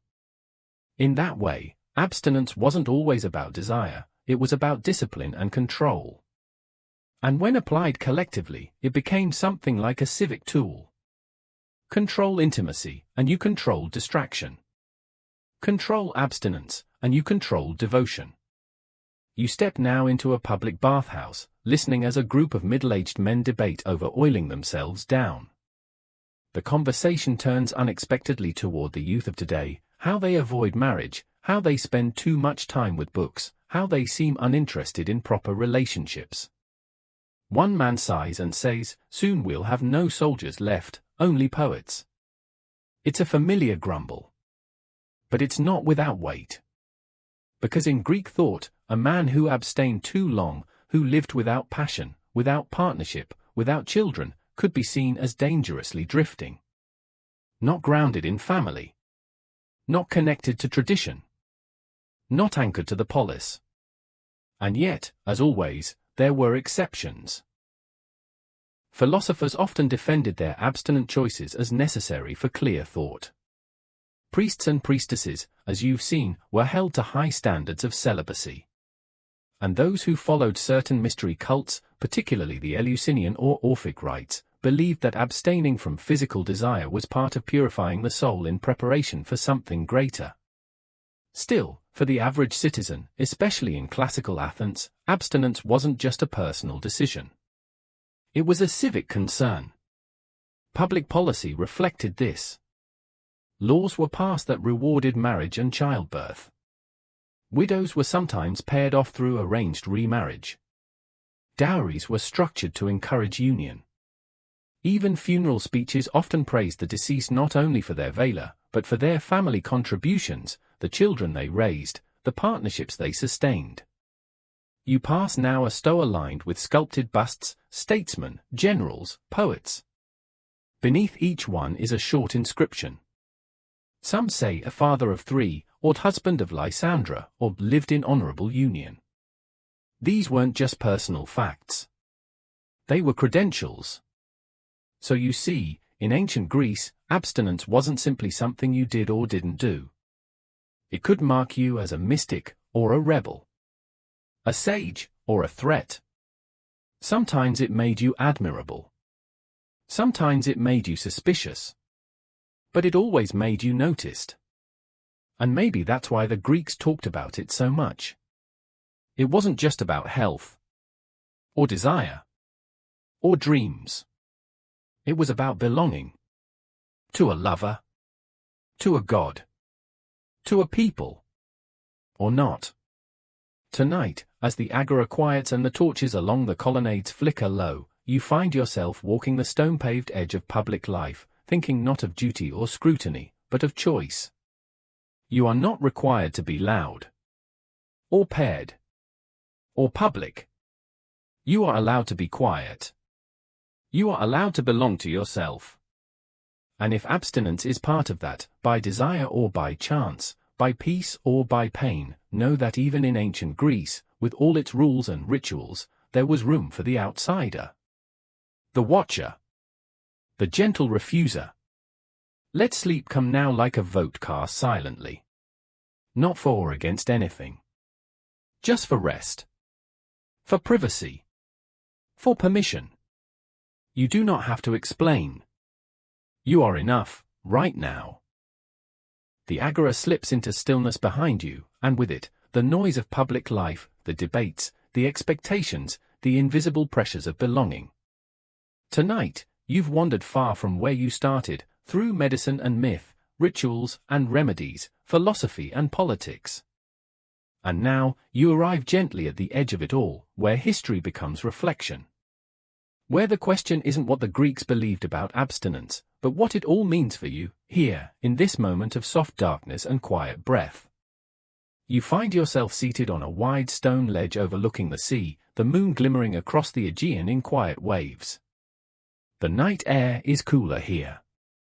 The cicadas are softer. In the distance, a temple's torch burns low, a final flicker of devotion before dawn. This is where the Greeks did much of their best thinking, not in courtrooms or symposiums, but in places like this, perched between the known and the mysterious, staring out at the rhythm of nature and wondering where their place might be in it.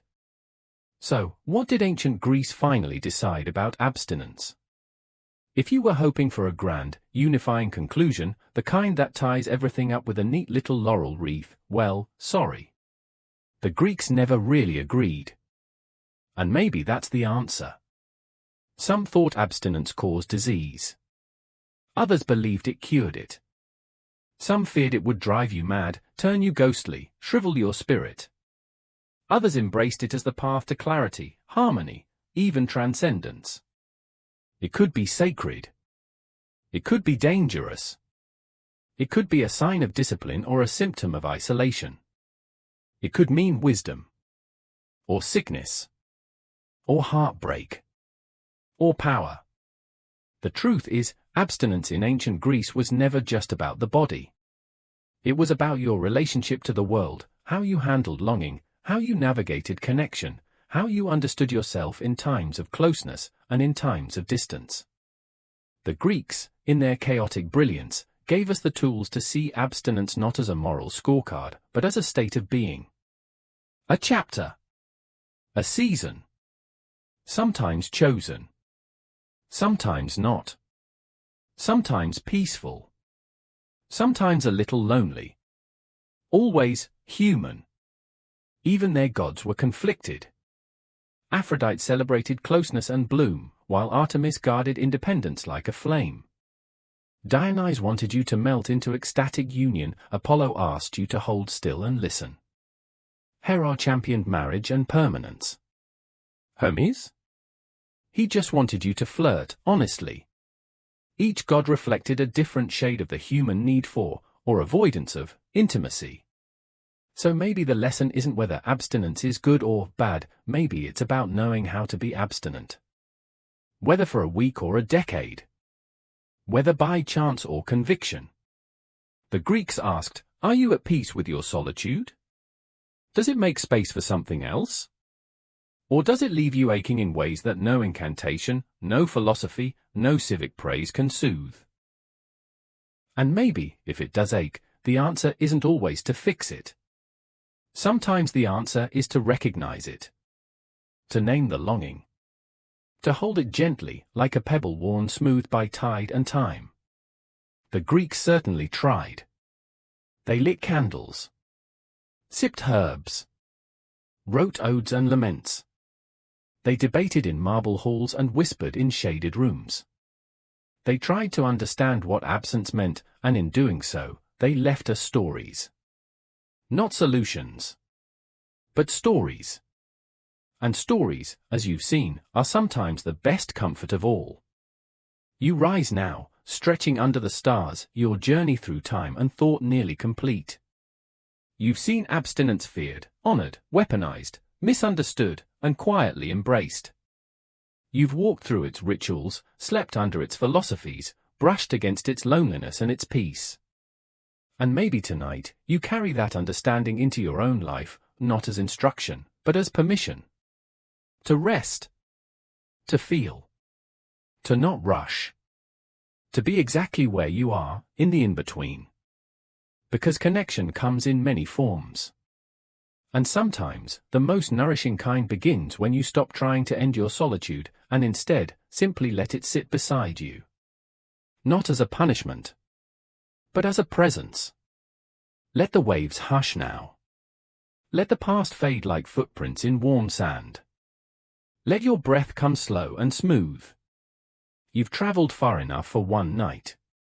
Time now for the wind down.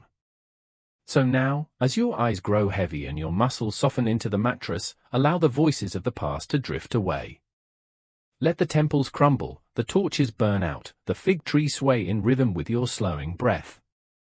You're no longer in the bustling agora or the silent sanctuaries. You're here. In your own quiet space.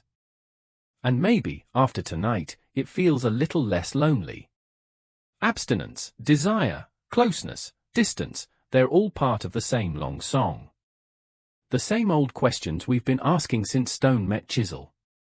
Since sandal met dust. You don't need to solve them all tonight. You don't even need to solve them at all. You just need to rest. To let your heart beat slow.